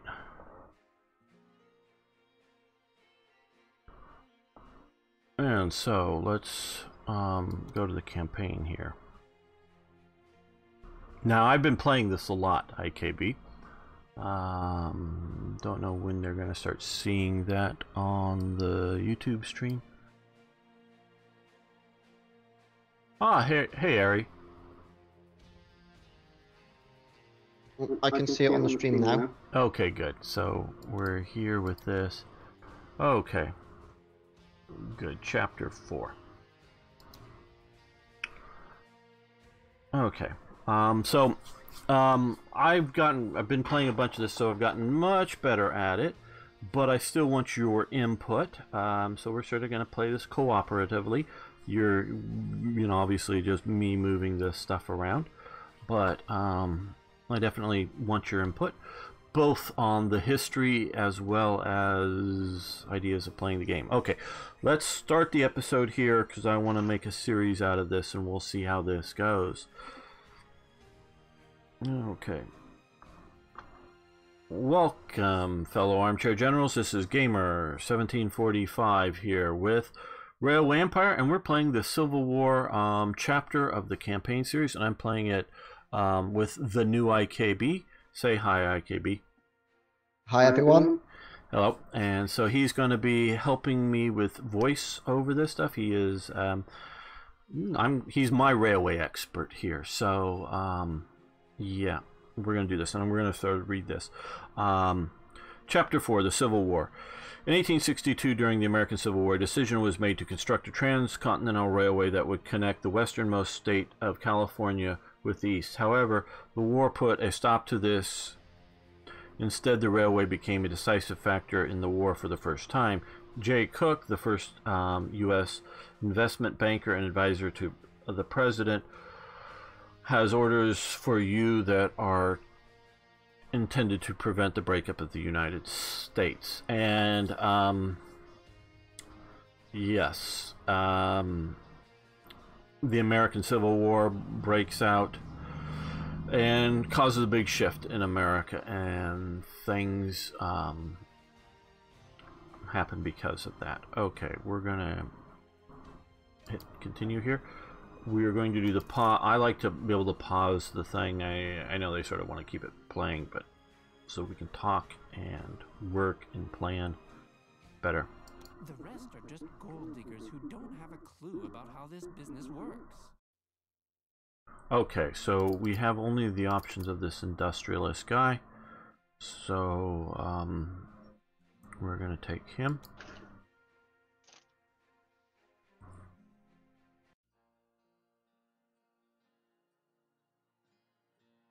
In recent years, the tensions between the northern and southern states have been steadily increasing. Can you guys hear the audio? A deep rift ran along economical, political, and ideological divides, right through the still young nation. That's awfully low. We're gonna restart this. The tone and After I became increasingly bitter and drew I'm gonna up the audio here a little bit. cold-hearted north. Yeah, barely. Thanks, Darkstar. Hi, Darkstar. And Savage Metal. We're gonna redo this. Let's. Come on. Yeah. I need to make a good show, because although it's nice that 9 of you or so are watching, but there's going to be more people watching later on if we do this at all successfully. Okay, so My name is Jay Cook. okay, we're going to go back. Back to menu. Yes, back to menu. Okay, now let's go to options here. Okay, sound. Competitors up a little bit. Voice, videos. I think that's what we were watching, was a video there. Okay. Yeah, I think that's good. Okay. Let's go back here, and we're gonna restart it. And okay. Gotta make a good show, guys. Welcome, fellow armchair generals. This is Gamer 1745 with Railway Empire, and we're playing the campaign mission of the Civil War, set in 1860s. And I'm going to be playing it along with my friend, my railway expert, IKB. Say hi to everyone, IKB. Hi everyone. And so he's going to be helping and advising while we play on this. So let's get going with this. So in 1862, during the American Civil War, a decision was made to construct a transcontinental railway that would connect the westernmost state of California to the East Coast. However, the war put a stop to all this. Instead, the railway became a decisive factor in the war for the first time. J. Cook, the first U.S. investment banker and advisor to the president, has orders for you that are intended to prevent the breakup of the United States. So we're going to get into this. And we're going to, again, set that to manual so we can pause it. Meticulous planning, tables, figures, and hard facts. Yeah, okay, he's our only option currently for management.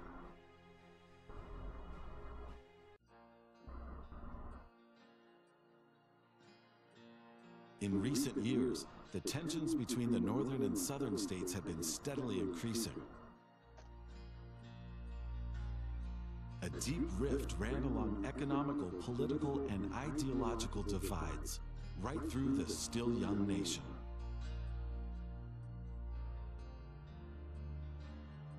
The tone in both camps became increasingly bitter and drew a gloomy picture in which a greedy, cold-hearted North opposed a lazy, vicious South. The Union was on the brink of civil war. All eyes were on the events of the coming months.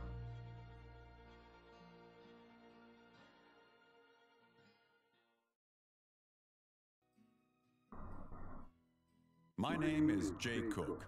I'm delighted to finally meet you.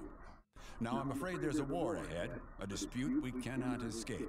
I will help President Lincoln to save the Union, and I have a very important strategic role in mind for you. I am firmly convinced that Lincoln will put a quick end to the conflict between the northern and southern states. But we must be prepared for everything. So, you must take your tasks very seriously. First of all, the Southerners need to realize that it would be wrong to bring the Union into question. For this reason, you should tend to Louisville and construct a weapons factory there. In this way, we'll have a good support near the border if the worst comes to the worst. Okay, so let's take a quick look at our goals. By 1861, we want Louisville to have 60,000 populace. Currently, it's showing it's 0. And we want to produce 1 load of weapons. Okay. Which seems like a bit fast. Railroads for the South, they had much less industrial capacity. Things like all of the railway engines, to the best of my knowledge, were all produced in the North.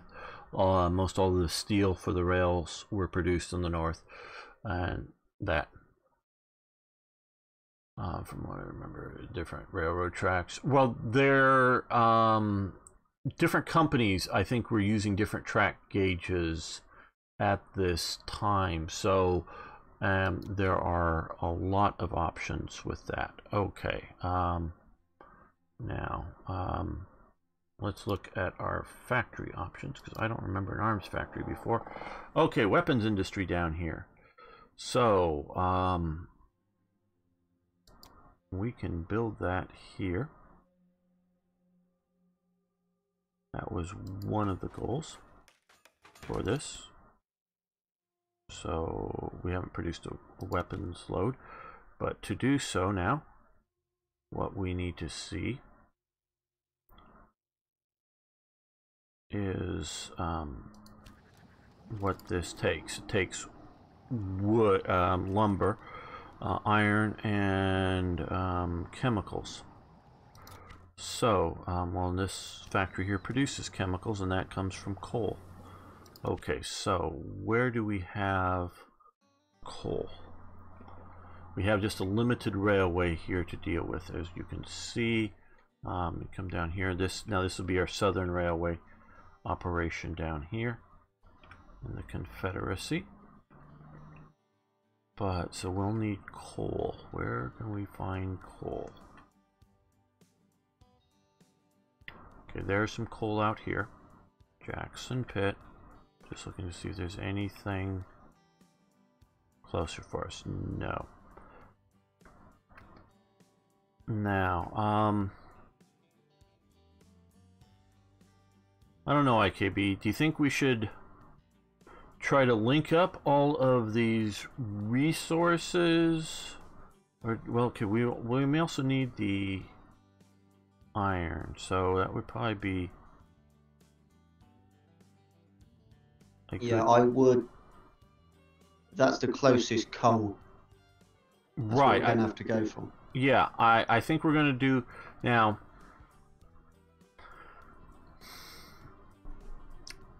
I guess, and I truly do want your advice here. Is would it be better to try to link up like the coal up to this line here and utilize that, or would it be better to try to go coal to this iron, because I think we also need the iron, don't we? Yeah, we also need the iron. So would it be come down here to, you know, and do a linking, or would it, do you think better like an express route, you know, just a straight, not stopping at other stations? Right. Depending on how much it wants, you might be able to have a train that goes from the coal into Louisville, and then goes out to the iron and into Louisville, and then goes back out to the coal again. Right.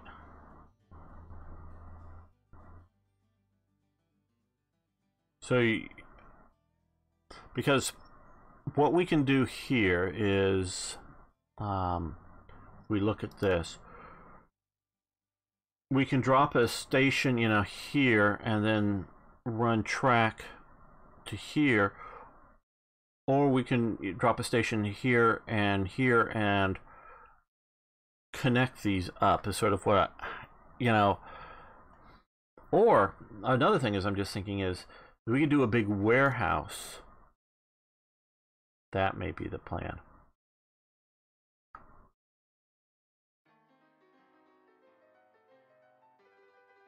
Yeah, okay. What I think, see, the big warehouse, we can set that up.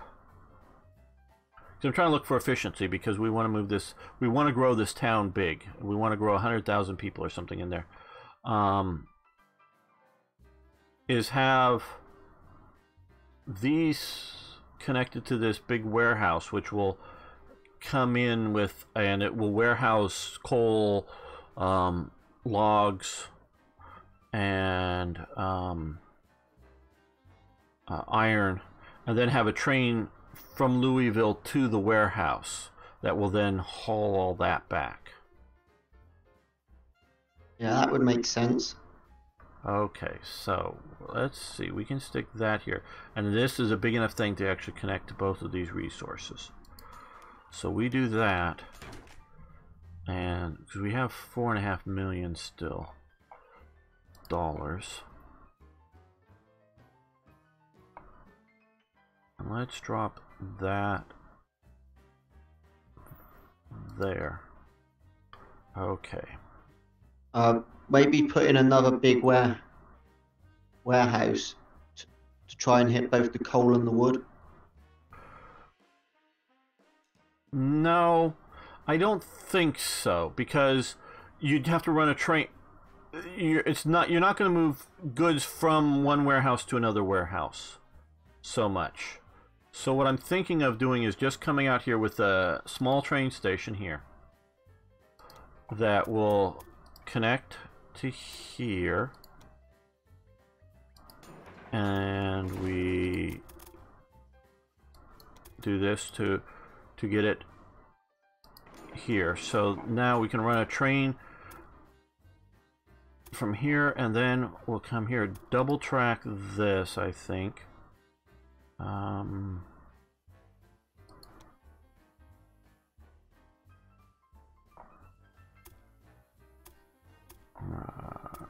There we go.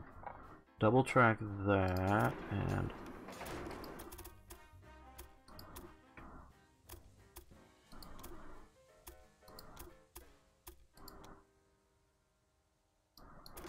okay, and then I've also learned how to do this, is that we can do a crossover here.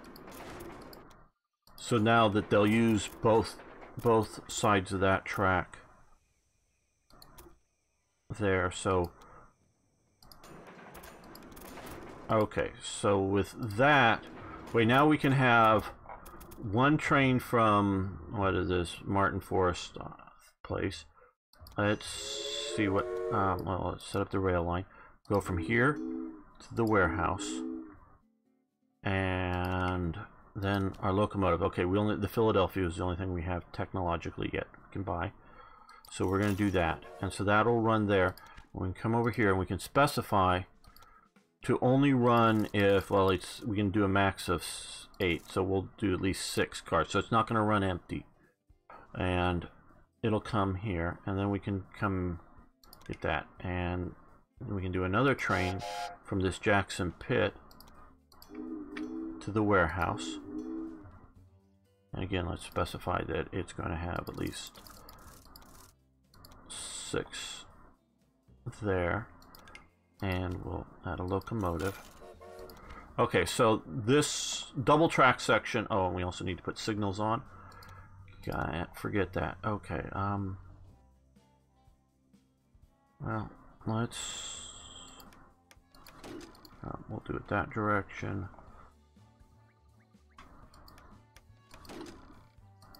Okay, so they're going, you know, each one way.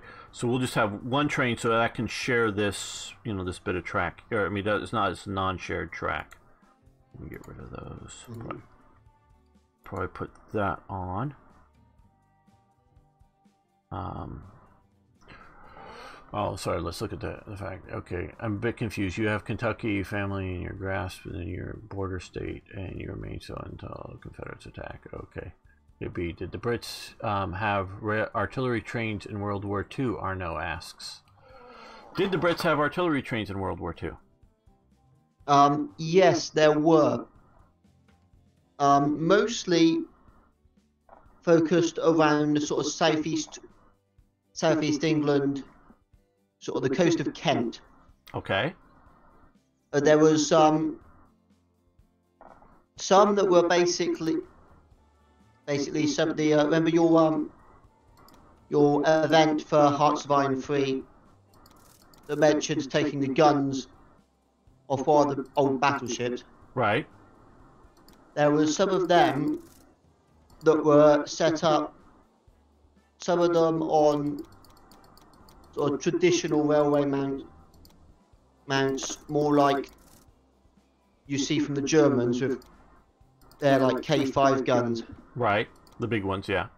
The big ones, and some in sort of traditional like defensive casemates, and which were used to sort of bombard across the channel. Okay. And there was for a short period of time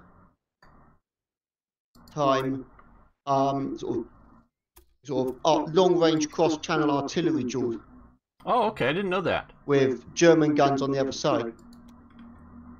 I did know that the German guns shell Britain. You could only really do it at sort of the narrowest point. Right. But we did have some railway guns. Cool. And there was quite a lot of the older sort of remaining World War One stock of I think it's like 9 point something inch and 12-inch railway mounted guns that were sort of mounted on something that resembles a bit more your conventional railway wagon. Right. That were sort of positioned around sort of the southeast of England, particularly in Kent, as sort of pre-sighted artillery, so that if the Germans did land, there would be an awful lot of very heavy artillery then coming down on the beaches. Yeah, that I could see that could be very effective. And it would have the ability to carry its own supply of ammo with it. Yeah, so there's a lot of them were sort of stationed reasonably close to sort of existing locations that had the siding space to supply, you know, hold a stock of wagons loaded with ammunition. But you would be, hopefully, had the Germans ever invaded those those guns would have been were potentially pre-sighted for the beach, and then as you fall back for strategic road and rail junctions to blow apart those to delay the advance. I can see how that could be very useful.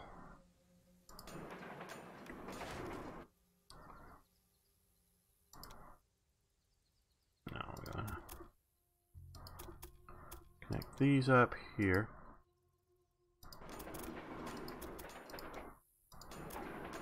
And we still need to do that. Okay, we got that. Let's here.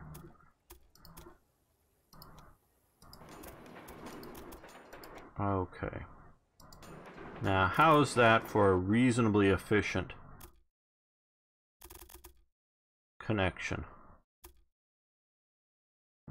That looks very good. Because we got two trains that will feed into here, and then we can have trains from there come and get corn, logs, coal, and iron. What else are we needing here? Chemicals, which we're making from the coal. Okay, we need to, although we're bringing in logs from there. Do we have a sawmill somewhere? We need to turn that into lumber. Okay, way up at Indianapolis. So,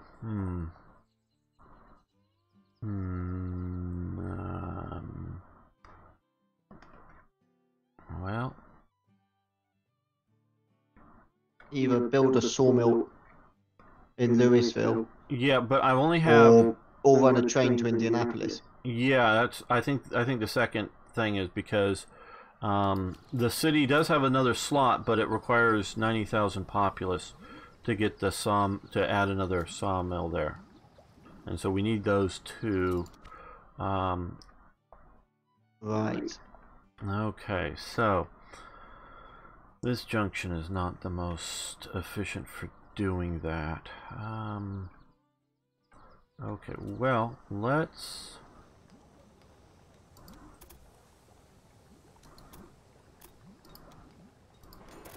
do at least this. Cross over there.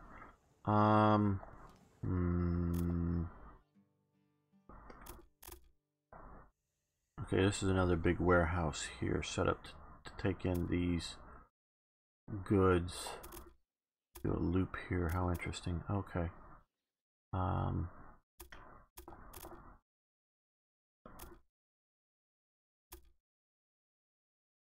Yes, that loop there Yeah.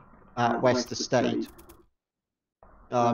very much reminds me of the sort of merry-go-round trains that are still used today in the UK to deliver coal to power stations. Okay. It's basically the idea that as the train goes round, it doesn't actually stop. You just go over a very long unloading right section, and you've got hopper wagons with doors in the bottom. Right. So you just drop the coal, and then it automatically goes round the loop, and you're pointing back to go back to the coal mine. And you've got another loop at the coal mine with a hopper above dropping coal in as the train goes underneath. Okay, what we're going to see about doing here is cross over here and here, and do another crossover here, and then we're going to come here,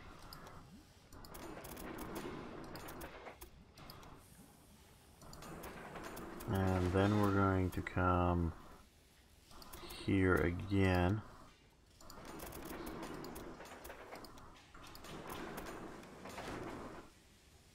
And we're going to come here again. Okay, now let's see if we were to run Okay.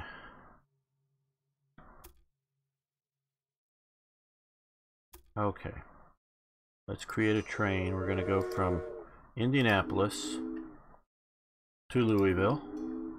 Let's fill this. To the big warehouse. So it needs to come down. What's it going out to there for? I shouldn't need to go all the way out to there.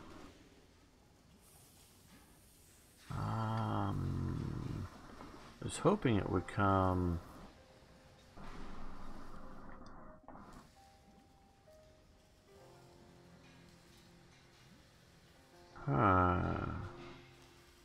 Well.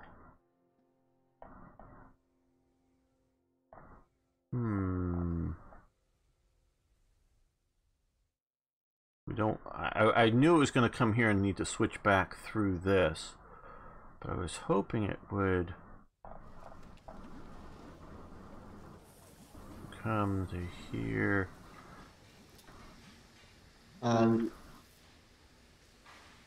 If you had it going,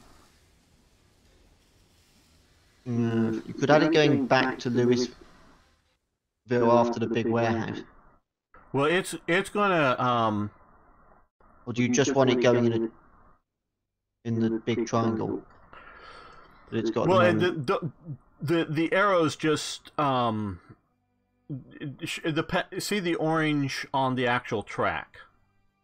Right. So you can see what it does. It goes out to this Walker Estate thing for some reason. That's what I'm worried about. See, it's following these orange lines. Don't worry about the arrow on the map. Following the orange lines, so you can see that this is one way each way, so it's taking up those two lines there. So it comes down here. This is a one-way track here.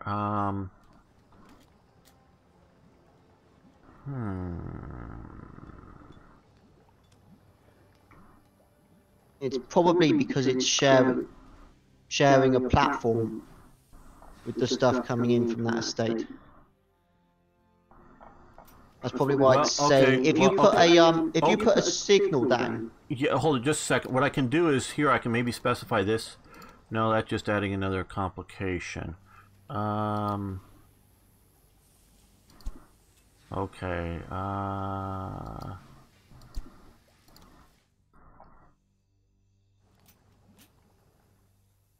If you put a signal down between Louisville and Walker Estate, that will separate those two track sections,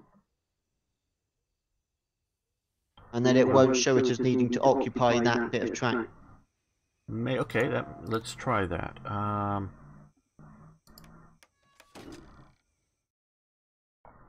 Well,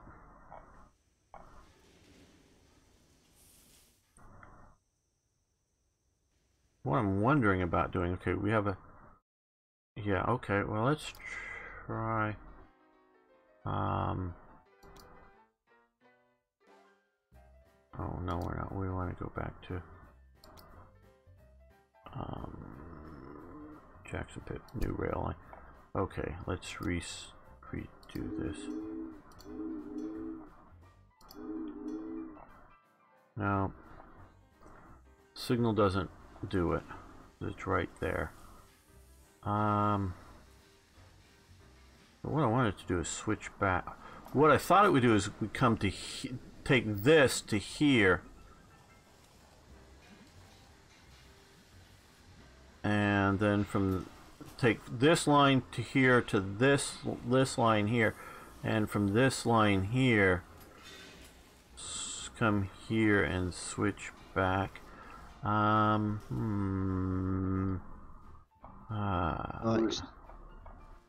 Depending on how well they've programmed it, it might be that we're overthinking it. Yeah. And it'll do something interesting else. Yeah, it might be worth letting the train run and see what happens. No, I think it's going to follow this line. From my experience, it's going to follow the yellow line. Right.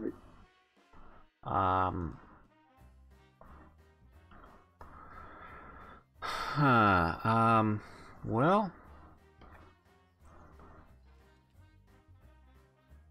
the only other option would be to add bridging a over these things, but it looks so ugly. yeah, okay. that's the thing. Okay, let's come here. We're gonna double track this. It is a city after all, so not just an end resource. I don't mind single tracking an end resource so much. But we'll come here. Let's...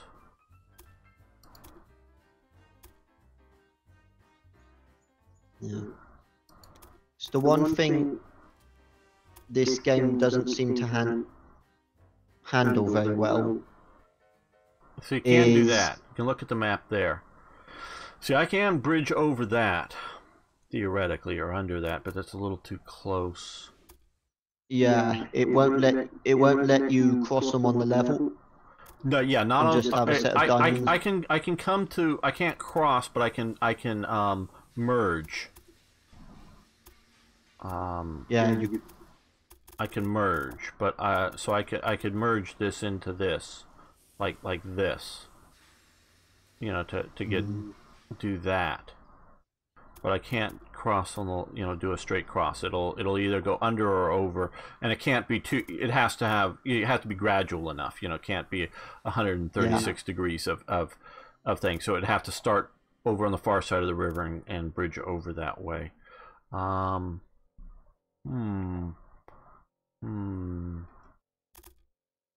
Okay, that's what we're gonna do. Let's trash that. We're going to parallel this for a good ways, and then we're going to split off, and then we're going to bridge over that,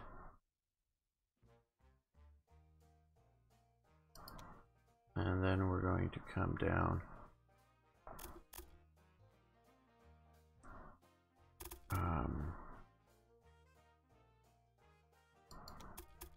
here, and then we're going to merge into there, and then we're going to come back here, create a parallel, and do that. Doesn't look so pretty, but that way we can now do a straight Indianapolis to the big warehouse. Now let's put another signal here. Get this flowing a little better. There we go, and keep from having too much of a traffic jam there. Okay, so now we can come back to our new rail line.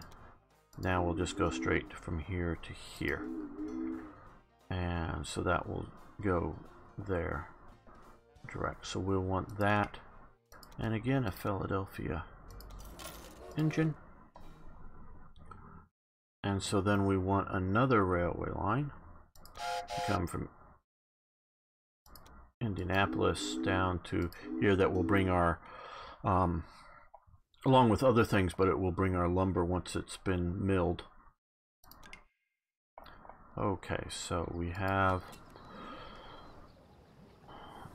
everything we need will be showing up here, but let's set up trains from here to this big warehouse.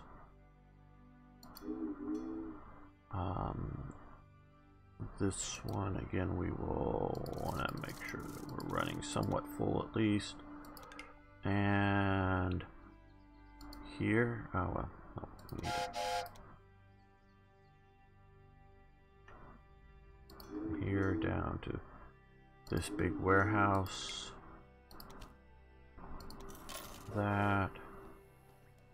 Now we're not making I guess we'll just let this run because it'll probably be running either sugar or wheat.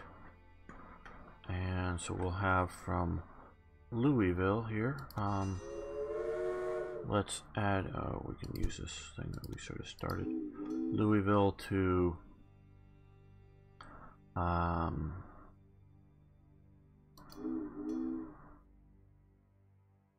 here. And yeah, that'll be good. And another one from Louisville to this big warehouse.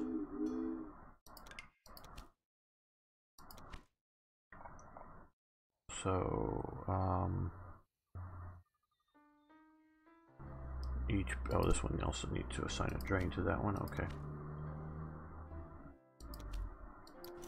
Try to click it right. Okay, so that's going to run that way. That's going to run there. Might as well also add St. Louis to this. That will supply meat and things to make this grow rapidly.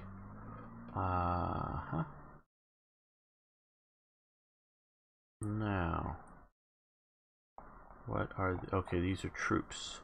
Oh, interesting. And let's look at our developmental resources. We can do express trains, or we can push for some of that, or we can look here. Creative accounting, increase profits from your factories by 15%. We can do team, we can do reduces construction cost of train track. Should have done that beforehand, maybe.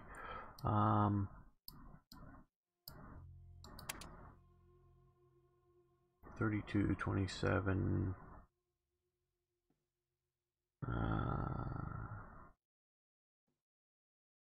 Let's, even though we've already built a bunch of. I would get the bigger locomotive. Instead of the foreign workers? Depends how much more track you're going to build. Well, I think we're going to be connecting a lot of these other areas, Cleveland, Toledo. I think If you're going to be building a lot more track. I think, not sure. And I should have done that before this. I just didn't think ahead. In that case, I'd go for foreign workers and the one before it. It makes bridges cheaper. Okay, we'll do that first.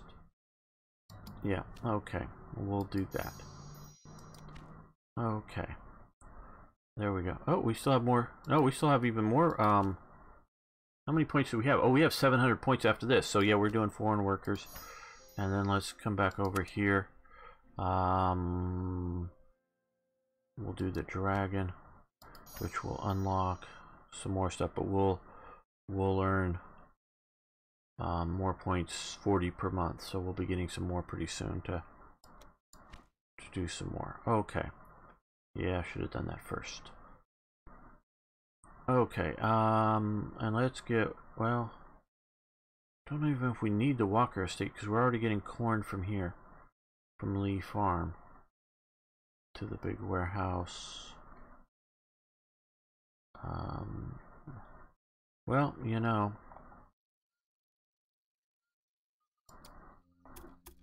let's see about double tracking this.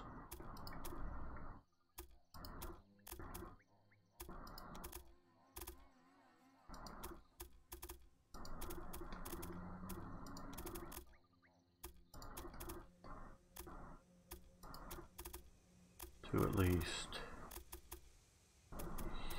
here.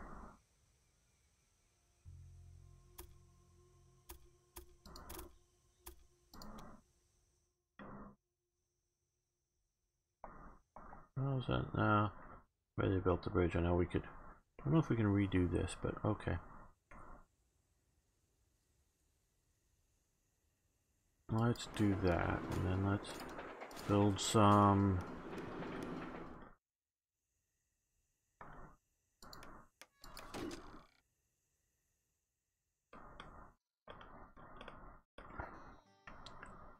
also need to, let's do a bit of a crossover here. So it can use both tracks and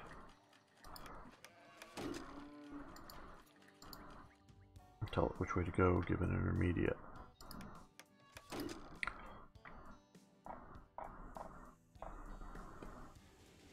Okay, well,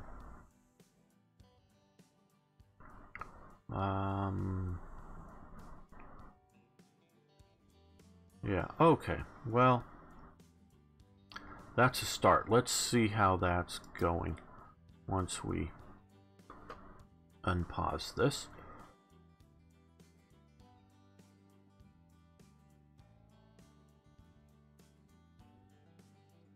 And I think Mason Estate to Big Warehouse still needs a locomotive. Oh, oh, here, okay, yes, you're right. We'll step up and do a dragon for that one. And we have a stoker available, so, well, let's put him on, this guy here. So that'll increase the speed of that train, having a stoker on there.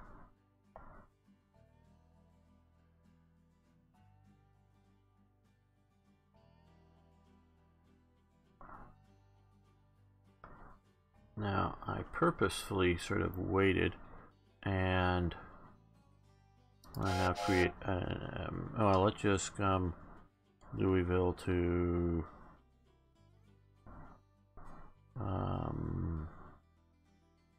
let's click to that one, this one. Okay, we're gonna hit the clone the train, so we're gonna have a another one. So we're gonna have two trains doing that, separated out a bit, to try to haul as much goods as possible as this one starts filling this place up. The gray numbers are local production that are directly brought into here. And we'll add an engineer, sure. And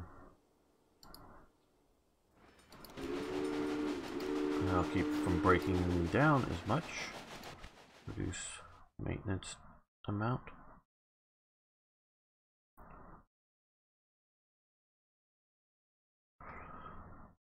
Okay, well, I'm going to lecture a bit here now that we've got some of this done, and don't want to be sort of pressured from it. As I was talking earlier on the stream, trains allow for modern warfare to happen. And a long time ago, and if you look at a lot of guns, particularly some of the American ones, but also some of like the early Turkish Mausers, they have magazine cutoffs. And I always wondered why you would have a like a Krag Jorgensen rifle, the Swedish design, though they were made in America for the American production, a magazine-fed bolt-action rifle that has a magazine cutoff. That the idea is, and I want, because the idea is that you would have you know, depends on the type, but 3 to 5 rounds in the magazine, but then you have the magazine cut off so it's closed, and the idea is the idea is the soldier is supposed to take a bullet off of a bandolier and stick a bullet in the chamber, close it, and shoot. And that's the way they wanted to shoot it. And I always thought, well, the American Army was just being stupid because they didn't want soldiers just to sort of pop off at shadows or burn through ammunition really fast and then not have ammunition on them. So they didn't trust the skill of the soldiers. I always thought that this was the main reason, and so that the officers would control this. And that is a reason, because a lot of soldiers would have 60 to 100 rounds, and trust me, you can go through 100 rounds of bolt-action ammunition very fast. And so not having any more ammunition, sort of, now you just got a long thing with a, you know, bayonet on it. It's a sharp, pointy thing. And that's what I thought the sort of like, and this is in the days long after, you know, the Winchester lever actions, as a, used in the American Civil War, mostly private purchase by often regimental colonels for the unit, or the Spencer butt-fed cartridge multi-shot things that were so successful in the American Civil War. But why wouldn't they just see this? And okay, they didn't have bolt actions in the American Civil War, or in well, by 1870 you start having some of the single shot bolt actions in the Mausers. Why didn't they just do lever actions? The Battle of the Little Bighorn, where Custer gets killed. Most, or many, maybe not most, but many of the Indians had lever action rifles shooting against single shot Sharps carbines. I think they were mostly Sharps carbines, but they were single shot carbines. So the Indians just out firepowered Custer. Why wouldn't the Army see to just go over to a faster shooting weapon? Well, I've finally come to understand the real reason why, particularly the U.S. Army, but some of the other armies, didn't want to have repeating firearms. And again, they knew that having, and the reason they wanted to have that ammunition in the magazine, and like Churchill talks about it, some of the early experiences in India with it, is when like a small group of soldiers, a platoon, a company, gets attacked by a lot of other people, often with rifles, but single shot rifles and maybe even muzzleloader rifles. They were such a surprise to the natives that they would be able to so rapidly shoot, with magazine fed, and after very early on with the British, they even had stripper clips to reload it. And so this was just so effective. And the Turks and whatnot saw how effective, and they used some, or it was used against them by the Russians, some lever action rifles. And so that in some sieges, that it was just so effective, so that sort of burst of firing was just so effective at times. They saw this, but their real problem wasn't that they thought the soldiers, it was, like I do say, an element, soldiers were just going to shoot up too fast. The real problem was supplying the soldiers with the ammo. You can look at ammunition production during Napoleonic Wars, in which they're creating a paper cartridge. They go into it. They have whole ammunition factories that they make in England. They have a paper cartridge with a ball at one end and a little string tied around, and then an all on the same piece of paper, but then a sort of a section for powder, and then it's all tied up. And there's still a few examples left from that period of how they made these pre-manufactured cartridges, and then from Britain, and then shipped all that out to the British Army overseas, instead of the soldiers just making it in the field or using the powder horn and sort of slowly putting it together. So that amount of ammunition production is going on, and shipping out in the Napoleonic Wars. Come to the American Civil War, which is about 55 years after the Napoleonic Wars. Most American rifles are still in a paper cartridge sense, with a percussion cap firing as a separate thing. They do have the not Winchester, the Henry repeating rifle. You do have the Spencer repeating rifle and a few other repeaters, but most of the stuff is still paper cartridge. Some of it, especially on the Confederate side, is still muzzle loading paper cartridge instead of breech loading paper cartridge. And so it's the railroads with the abilities to set up the machinery and feed the machinery into production of brass cartridges is a thing that is, the Army has yet to wrap its head around doing that. And so that is the problem with and why railways are coming into being so important. You find all of the major American Civil War battles are fought on or near a railway or a major river, the Mississippi or something, which often has railway connections to it, and that allows the steamship. So the officers, it was partially a budgetary reason, how much could they afford to produce, but it was, our soldiers are going to be off in the American West fighting the Indians, and so how are we going to get ammo, that much ammo to them? And then you can look on, and they're very worried about supplying ammo to soldiers. And so it's one thing to have a soldier, to have, you know, supply him his food, and you give him his rifle, and that's a non-consumable thing. Yeah, some breaks, they lose a few, but it's really the soldier looks out after his rifle. You don't need to keep giving him more.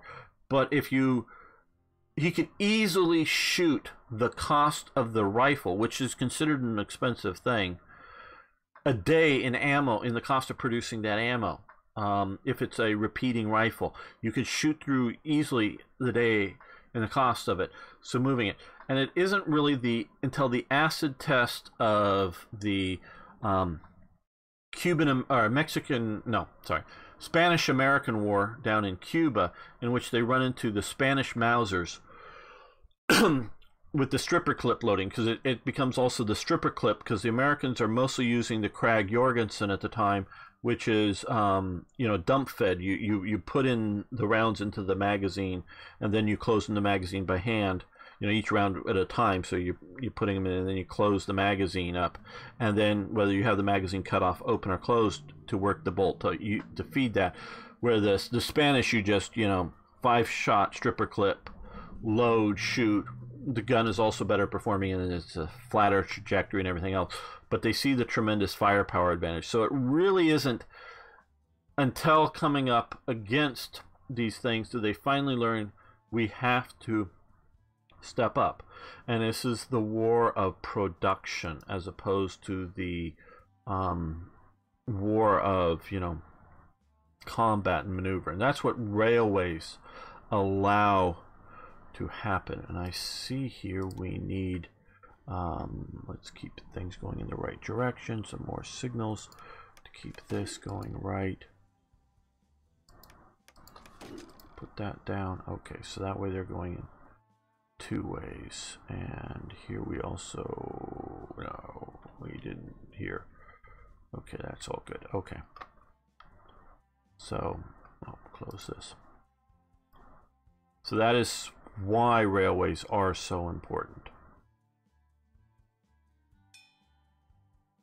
And this is what we've really first, okay, new rail line. I don't know where we're going to put a new rail line at the moment.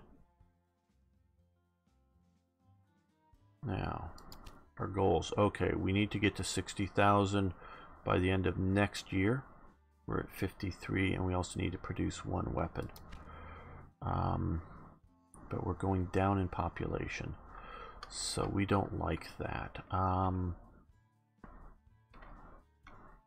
Well, let's do one from Walker Estates, even though we do have corn coming from somewhere else. That will... and add a locomotive. We'll do...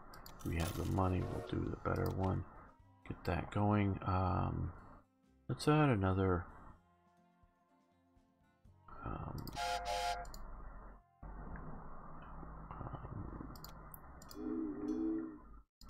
to there, just to make sure that's all being fed.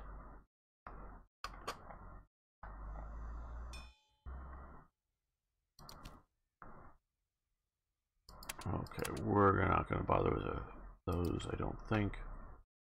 Now, okay, we're losing population here, even though I hope we're bringing, well, let's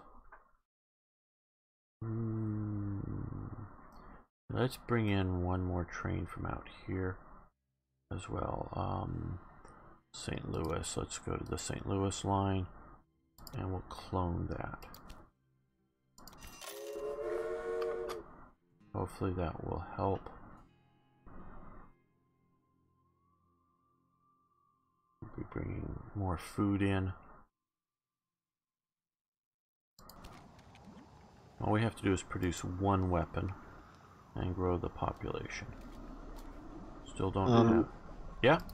Gamer, do you want to scroll through your train list a sec? Because I think I spotted some in...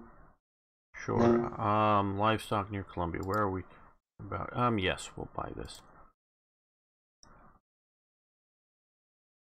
Okay, just a second once we're done with this auction here.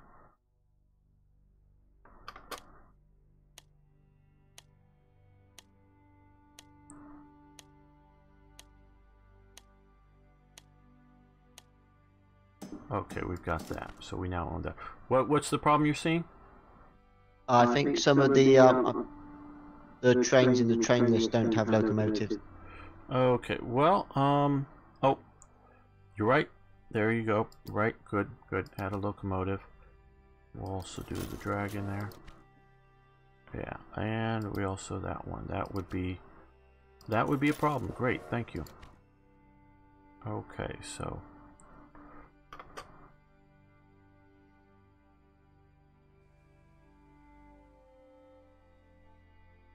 and we're gonna do another one. You might also want to add some supply towers. Ah, yes, you're right. You're right. Thank you. You're definitely helping me on that. Okay. Let's go with, because both of these two need to pass through that one, so we'll put it in the middle here. And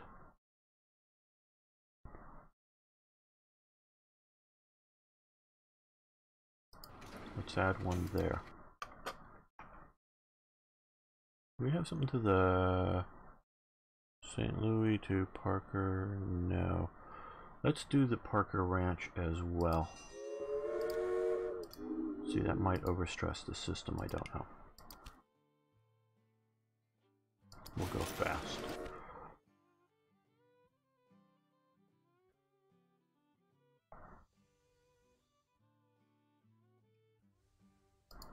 Okay, we have some lumber.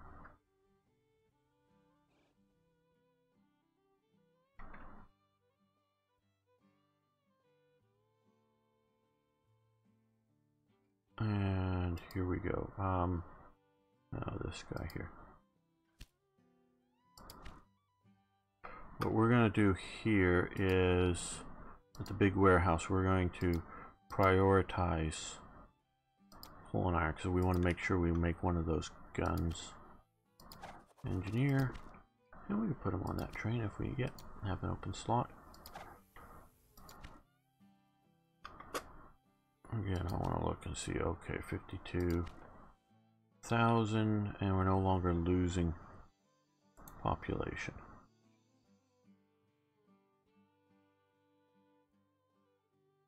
Yeah, hi Darkstar. Yeah,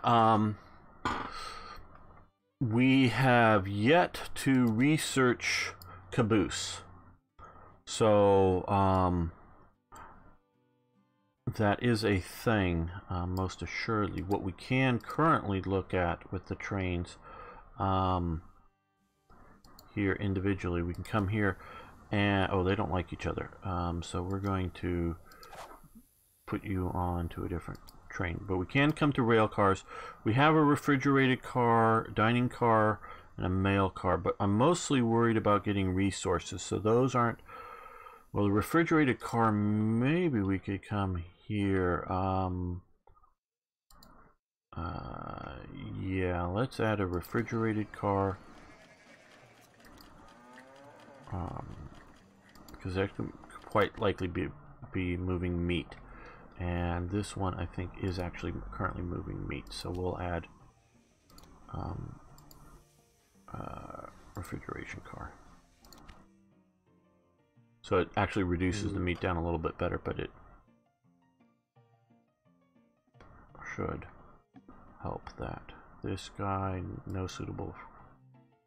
Rebuild big warehouse.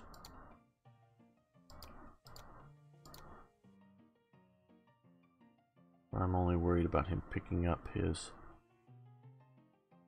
what he's picking up from here. And this should have. Oh, did I mess that last guy up? Or no, we can't. Yeah, we did sort of. Should have iron and some coal there.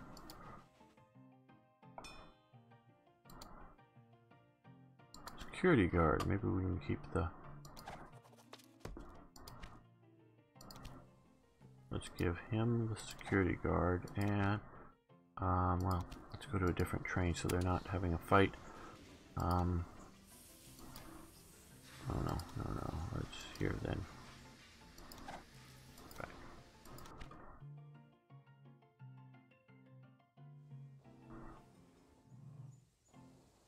Okay, now this guy, hold it just a second here. Let's do a ride along.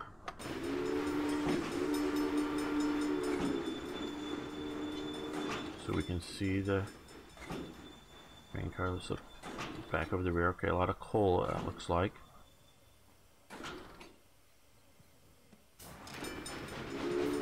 Look out the front.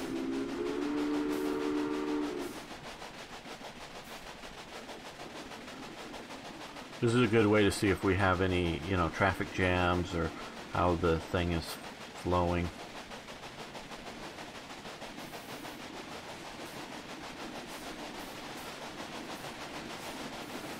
We can ring the whistle. Well, not ring the whistle, blow the whistle. I think they put a lot of effort into this for primarily a resource railway type management game with the graphics. We're currently doing 26 miles per hour. Looks a little faster when we're down here like this.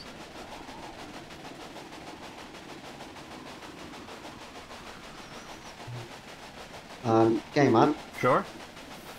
We might need to add some maintenance Yes. buildings to some of the station. Yes, you're very right. We will do that.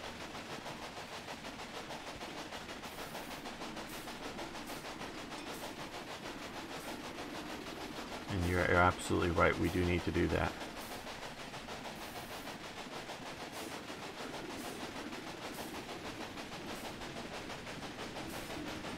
Okay, yeah. Because they were on maybe where we're going to go. I think this is the dairy farm that we're passing by here. Yeah, it even has the Parker Ranch symbol on it, the dairy cans there.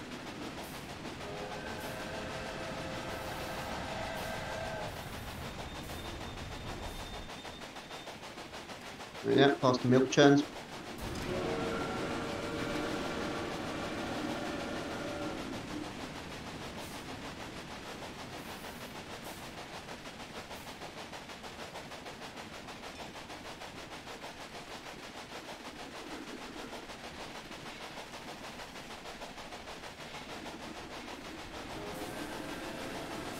Now onto our fairly big railway station. You can see the people walking along in the wagons.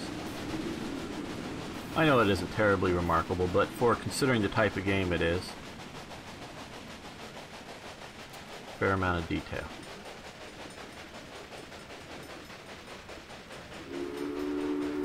Okay, now let's get out of this, but I think you're right about that. So we will upgrade this with a maintenance shed. Since this is, most things come through here, not that route, but these... Now this big warehouse maybe. Okay, we have another security guard option, new applicant, and there. So let's...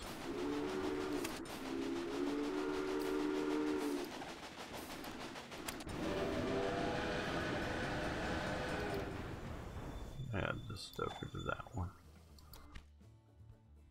Okay, well we can do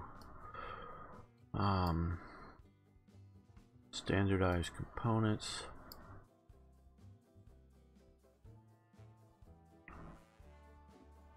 Increase the number of passengers. I'm not so much worried about. We'll do standardized components. Okay, how are we doing so far? Okay, we've increased the population a little bit, but we don't have much time. So, okay. Let's see. Where would we build out from here? Up over to here. Can we cross?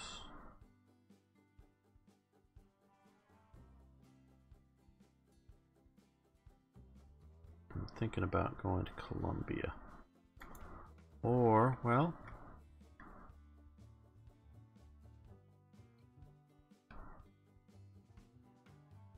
Chicago maybe. Yeah, Chicago. That looks like a better idea. So let's add a Chicago station. Well, you know, let's end this episode. Not the stream, guys. We're just going to end this episode. I want to thank you all for watching. Thanks for liking the videos. I really do appreciate that. If you haven't already, please subscribe to the channel. I'd love to see you around more often. And of course, come back next time for more historical gaming. Okay. Welcome back, fellow armchair generals. This is Gamer 1745 here. With Railway Empire, we're playing the Civil War mission. Also playing it with my friend IKB, who's advising me over chat. Say hi to everyone, IKB. Hi everyone. And so he's my railway expert, so he's been advising me while we're playing this game. So what we need to try to expand Louisville in a short thing. So I'm hoping that if we come up here and add Chicago to this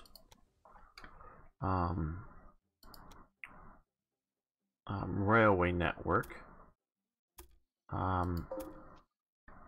Oh, didn't like that for some reason. Okay, there, that's better.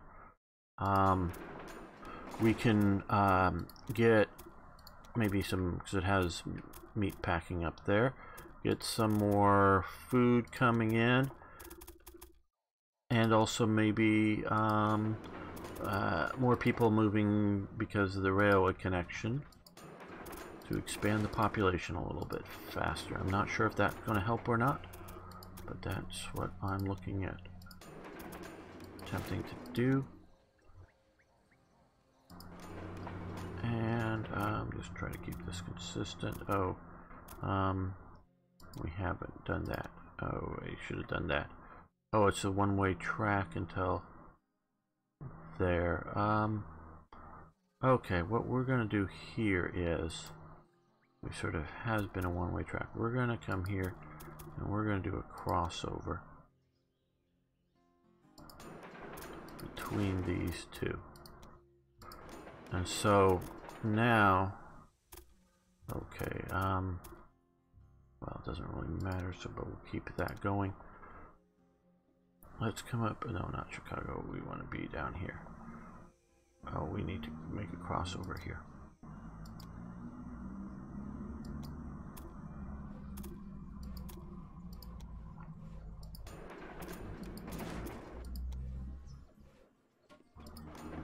Okay, let's put a signal here to get this going in that direction so he can get to where he needs to go. Down here, we're gonna tell it to go in the other direction. And so as they come from either way, they'll cross over, you know, hopefully well enough to either path there. Now hopefully we won't get too much congestion down here, so we will make a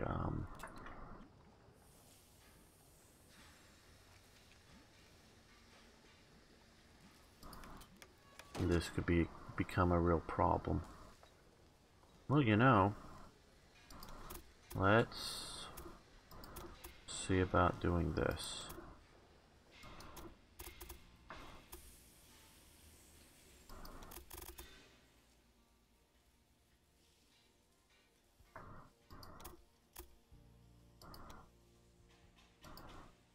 Okay, so that way there is a little bit of a, because we're going off in two different ways, a little bit of congestion potential, but hopefully not too major. I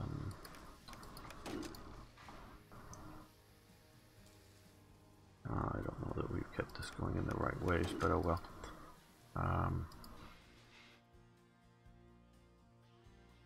So hopefully that'll work.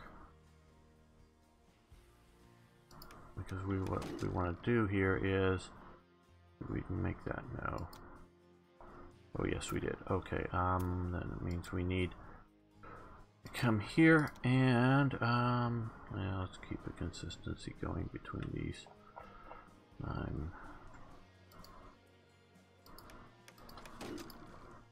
That way.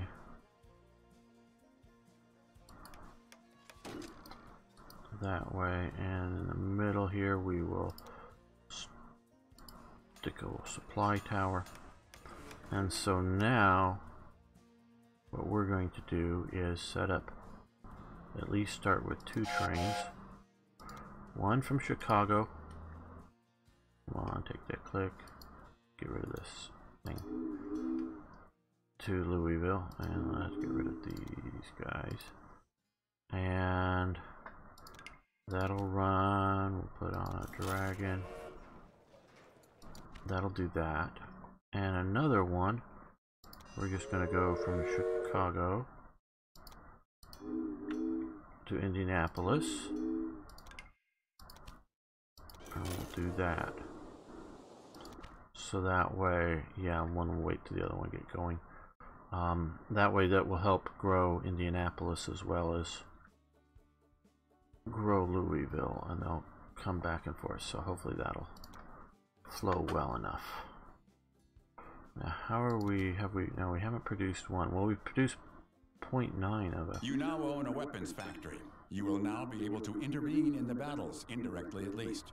Remember to expand the factory, if necessary, to increase its production. Okay. Now, conductor. We're going to take him.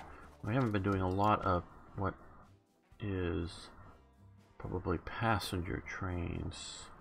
We've been trying to do resource trains. But here we will add a conductor because maybe we'll be getting some passengers. Did that take right now? There we go. Now, there we go. Conductor.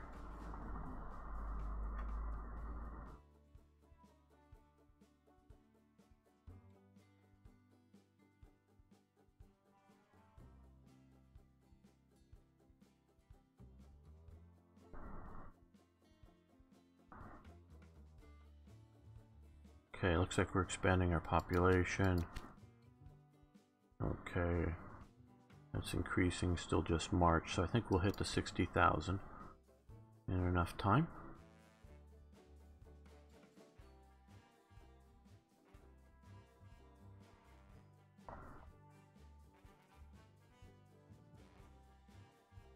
Now, what we can do here is, let's see. They need cotton. Now, I don't know that we can easily get it from the far side of... maybe the Mississippi... Well... have this a little bit of a problem of trying to come out of here and turning. Okay. Looks like we can.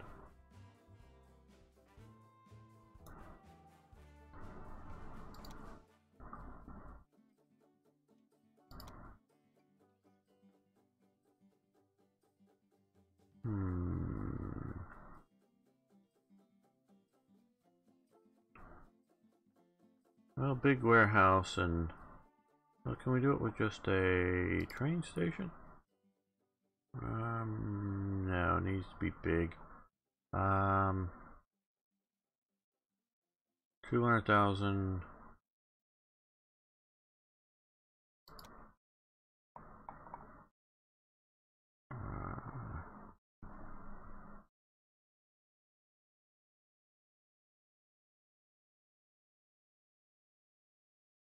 Okay.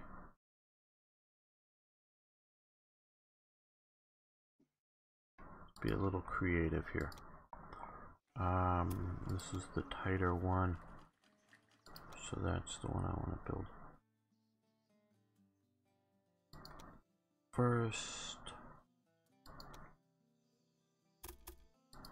Let's do that and come down here. Back to that. Come around this corner.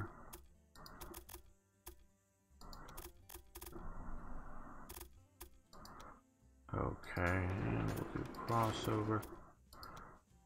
what would be the British Railway term? Is it crossover, or what? How would they call the connecting tracks like this? IKB. In Britain, we generally refer to them as points. Points. Okay. Ah, okay. Yeah, I've heard the term points. That's sort of what one of the makes the loud clickety clacks. One of the things. Yeah. That will make loud clickety clack. Louder than just the simple. The other. Simple rail segments or something. Yeah, the sort of rhythmic clickety clack that everyone associates with old trains is the individual rail joint where they're bolted together. Right. And you don't really get that anymore. Right. Because these days the rails are welded together. Right. Got to be like some of the modern cars in which they're electric, so they have a sound generating thing to make it sound like the engine's running, so people can know when the car's running and when it isn't running. Maybe you guys need to, you know, because you want to keep you don't want the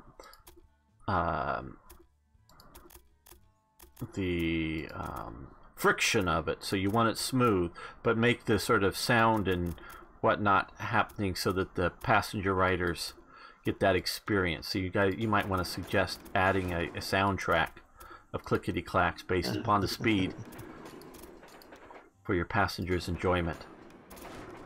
I think they just settle for getting there on time. Doesn't sound like fun to me. Sorry. Well, for most people just see the train as a way to get from A to B. Yeah, I guess. Okay, that'll come up and get cows to slaughter, some fruit which may help the town grow, but that was secondary. Well, up here, well, don't know. What do we want to maybe produce? What, when we have the money, do we want to produce another factory of some sort? Okay, weapons industry, chemical factory. I don't know.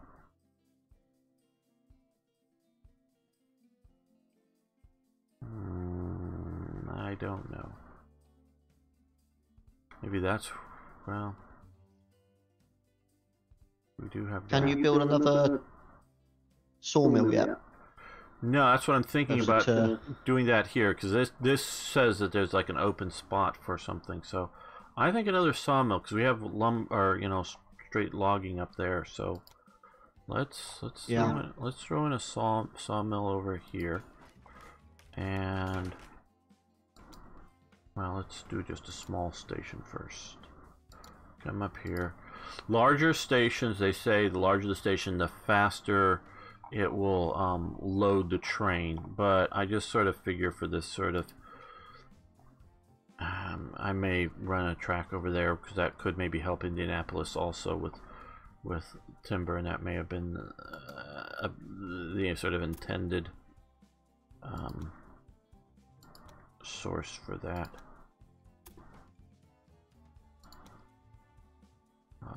Okay, so that will get that going, sort of railway lines from here to here. And give it a locomotive. We'll just do a Philadelphia because it's sort of local, to some degree. And we will run another railway line from Rock Island. No, we want to Rock Island down to. No, it's not. Oh, we haven't put in the directions yet. And here. Okay, so let's.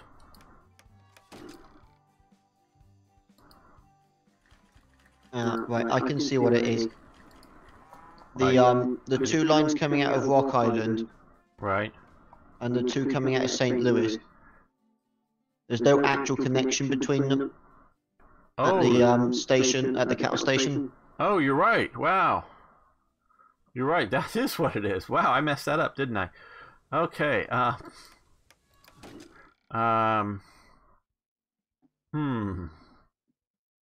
Okay, here's what we'll do. Now we want to come over here.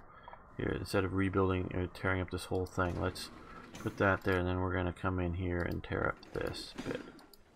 Yep, I blew that. Okay. You're absolutely right. There we go.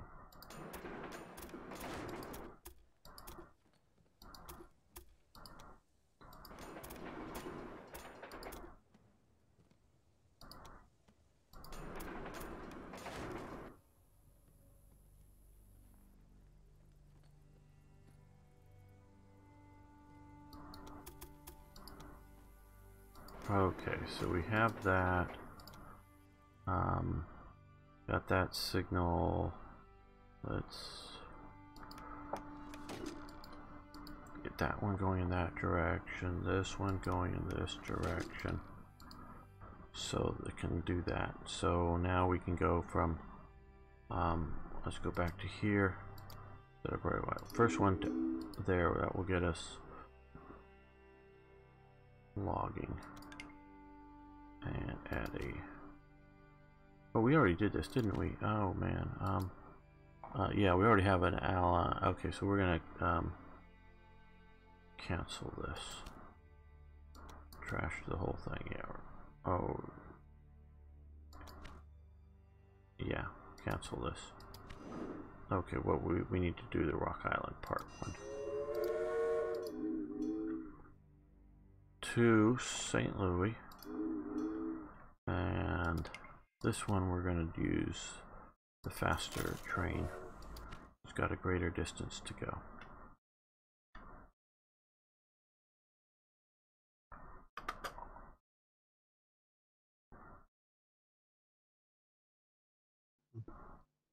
And let's put another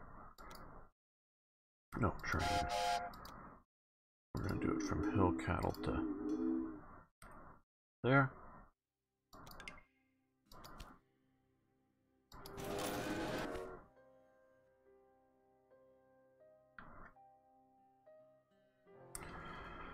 Because Rock Island doesn't need cattle, because it doesn't have a slaughterhouse. I don't think you can use fruit yet, it's not big enough. You might want to add a maintenance building in St. Louis. Yes. Along with some more supply towers. Well, at least a maintenance building. That sounds like a good plan. I'm gonna to add more supply towers. I'm gonna look for this. Now that's bad condition. Reached a considerable size. This has made the city a strategically important point in the war, as goods can be delivered efficiently to the front line from here.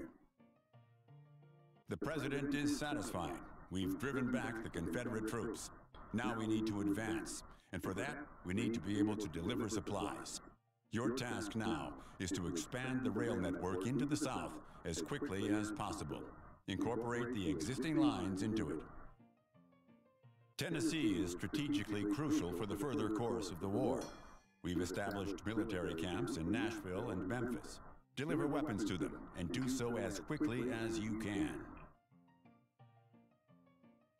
Okay, so we're going to need to connect Nashville to Louisville, probably from here. But, you know, I think we're going to do that next episode. This isn't a terribly long episode, I know, but I think just since it's going to be a new task, we're going to make it a new episode.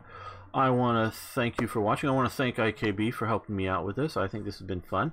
Thanks everyone watching. I really do appreciate that. Liking the videos really helps this video get more notice. And of course, if you haven't already, please subscribe. And I really love hearing from you what you think about the game, strategic use of railways. Do you want to see more of this? Whatnot? Thanks so much, everyone. See you next time for more historical gaming. Okay, let's save this here. Okay, let's see.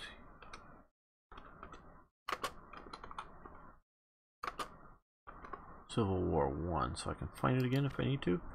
Okay. No, I don't want to exit the game. Let's continue to this for the moment, at least. I think we're going to end the stream here, everybody. It's been real. Oh no, actually, hold on, a little bit. If you guys would, there's a few of you around, including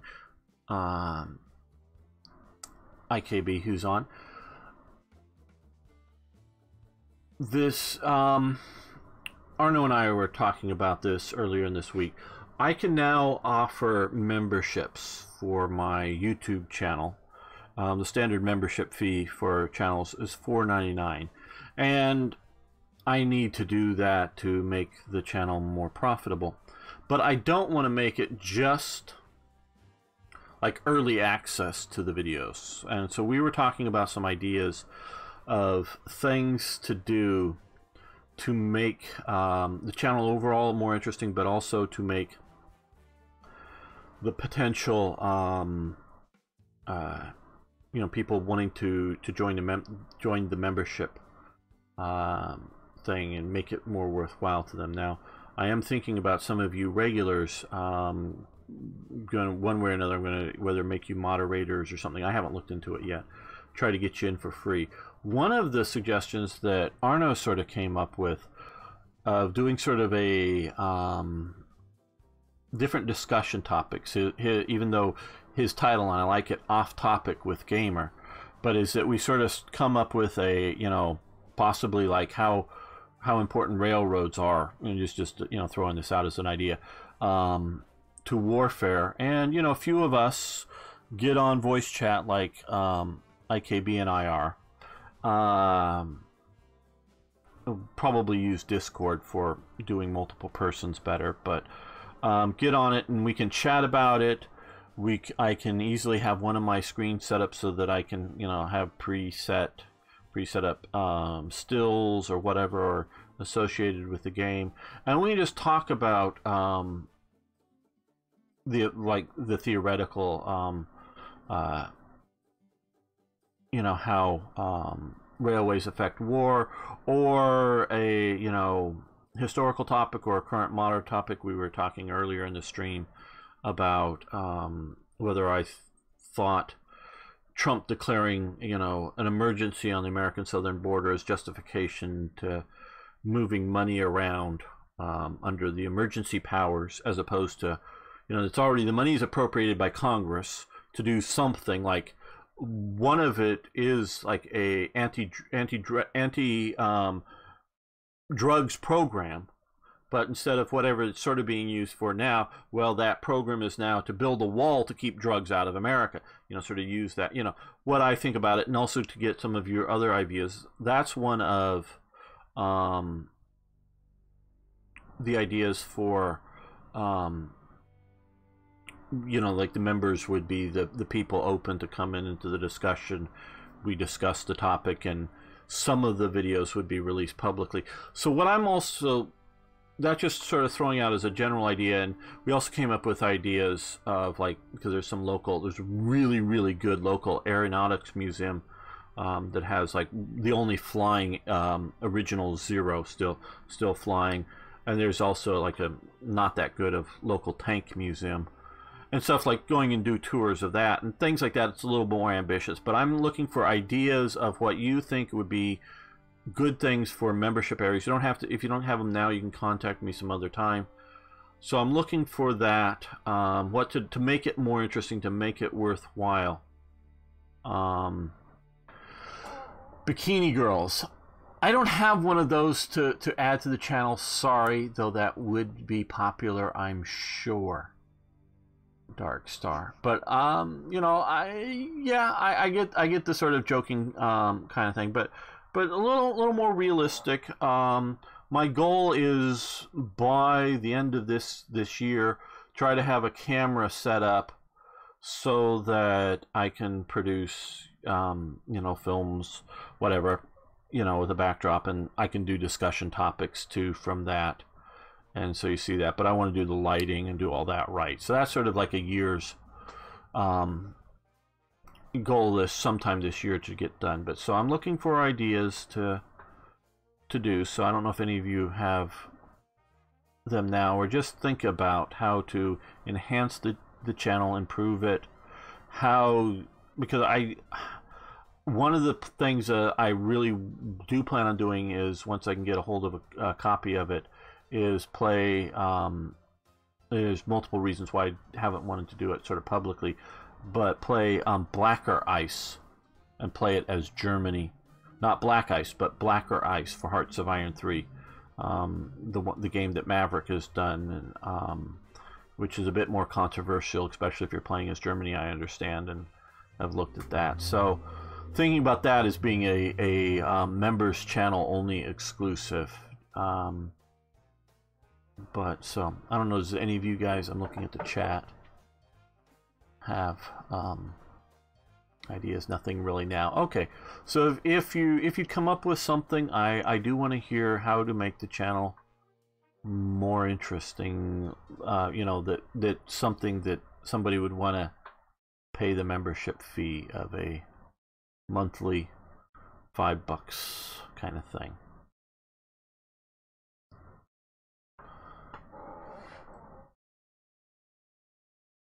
No, we can't do without Bikini Girls, because that is not, yes, it has supposedly, I haven't played it yet, concentration camps and things like that. And so my main objection to playing it is because of my close association with Paradox, and it is a non-Paradox approved mod that I can't have anywhere near TRE. You know, Third Reich events, because of my working with them, and already them allowing me to do stuff that isn't generally approved of as an approved mod, because obviously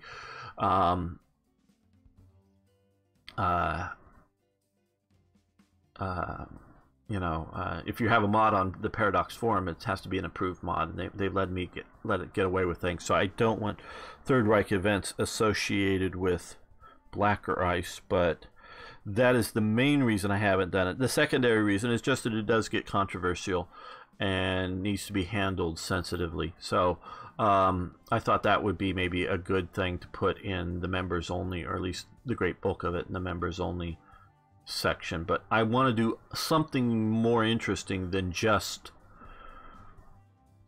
you know, doing a different series than that's publicly released. I mean, that's part of it, and there very well may be some stuff that's you know, early access too, but that's just sort of secondary, you know, sort of, yeah, you know, you can get a little earlier on some of the stuff than everybody else, but want to really try to come up with some good ideas. So if you guys come up with some ideas, I'd love to hear about them. What you think it would make it worth approximately $5, and I don't know, presume that's about €5. I don't know what how YouTube would ring that up, but just sort of keep that in mind, if you will. Thanks so much. We'll be ending the stream here. I presume I'll be streaming on Slytherin's channel this week coming, but they have not been good at contacting me and pre-planning it. Last week I didn't know until Monday that I was even going to be doing it. Generally, I think the concept is that I at least do a weekly stream there for a while, but they haven't been like setting up a time. Yeah, classic games. We can try some other games, and if you have specific games, yeah, doing, because right now I can produce more content than most of the viewers want to watch. And I was doing that because you notice I slowed down to mostly about two videos a day. Had been doing 4 or so, 3, 4 when I was doing the Baldur's Gate stuff. And so I can just put out more stuff for you to watch, but I don't know. And I was sort of definitely thinking that I knew it was more than what you would watch, but I was sort of hoping people would watch what they wanted to see the most, you know, and just skipping the stuff they didn't want to see so much. But instead of just more content, more, you know, different game or different series or whatever, just more, it's already too much for most viewers. So, don't know Red Dragon, so don't know that reference, Arno. But something to make it interesting enough that is worth their money. Because because as I've said before, and those who've been around know, I get a pittance for the ad revenue right now. But you know, I think I'll get like 70% or something of the fee. So, you know, 100 people at $4 a month, you know, that starts to now actually be some real money and could be really good. So, but I want to make it worth their while. I don't want to just make this a little bit more of what we're already doing. Yeah, it seems individual. I've been looking at it. Overall channel viewership has not, you know, the number of views, actual number of views per day has not gone down. And my goal is I've got to do more than just Hearts of Iron. Because if I just stick with it, whether it's Hearts of Iron 3 or Hearts of Iron 4 or both of them, if I just stick with that, eventually I'm going to have dwindling viewership. I've got to do other things. Whether it's Slytherin games, whether it's like the Railway Empire, I've got to do other content. And so I've got to, you know, and I'm going to keep it historical. Going to try to keep it that kind of stuff. Obviously, there's always going to be a lot of Hearts of Iron content. I don't know whether if we'll ever get to a point that Hearts of Iron 4 is so good and so nice that we just give up Hearts of Iron 3. We may do that. I thought we would have been doing that by now, but obviously Hearts of Iron 4 isn't that good, and we're still enjoying 3. I think Hearts of Iron 3 will pick up viewership once I go back to Germany again. But so yeah, I'm getting actually as many or more views as if I was doing it, but I've got to have a broad viewership of games to try to bring in more new people, because people will every day, hundreds of people every day will search for Railway Empire, and I hope to attract a few of them to one of my videos, and I'm hoping they hit the subscribe button and then see other things and, you know, grow the channel that way. So I'm looking at that. Well, I do have some Steel Division Normandy, and I sort of stopped playing that because I'm sort of stuck on a couple of the missions I haven't been able to get past. So I have a little bit of Steel Division Normandy. Another coming out was Steel Division 2, and it's focusing on the Eastern Front. But yeah, I do have that. And I have played a bit of it, but I got to get past one of the airborne missions that I've played. I just haven't been able to push my way past it yet. So yeah, and I'm also looking forward to adding Imperator Rome once it's released out of Paradox to the channel. So definitely wanting to do other stuff as well. And so any ideas are appreciated, and your thoughts, because like I say, I want to make it worth people's time. Okay, have a good day. I need to get some rest here. If I've asked for a review copy of Anno 1800, and if I get one, I will definitely add it to the channel. I don't know if something like that. Yeah, I could buy the game, but I don't know if it's going to be. See, the big question is how popular is it going to be with the current viewers, and if it is, and or how much it would grow the channel. Is it going to be worth buying it? but it's definitely worth, if I get a review copy of it, I would absolutely add some of it to the game, because then obviously I don't have to pay for it. It's like I asked for Railway Empire because IKB was complaining that Tropico 6 didn't have railways, and I knew the same people that make Tropico make this game, and so I asked for this game to to have something that IKB would like to, because we're also going to play some more of the Tropico too, also. So I asked for this thing, and now that we're going to have a few episodes out, I will ask for the rest of the DLCs.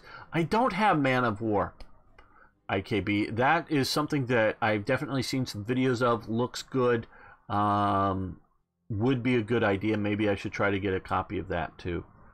But yeah, so I'm going to get the DLCs, which one of them, of course, is the DLC for Britain Railway.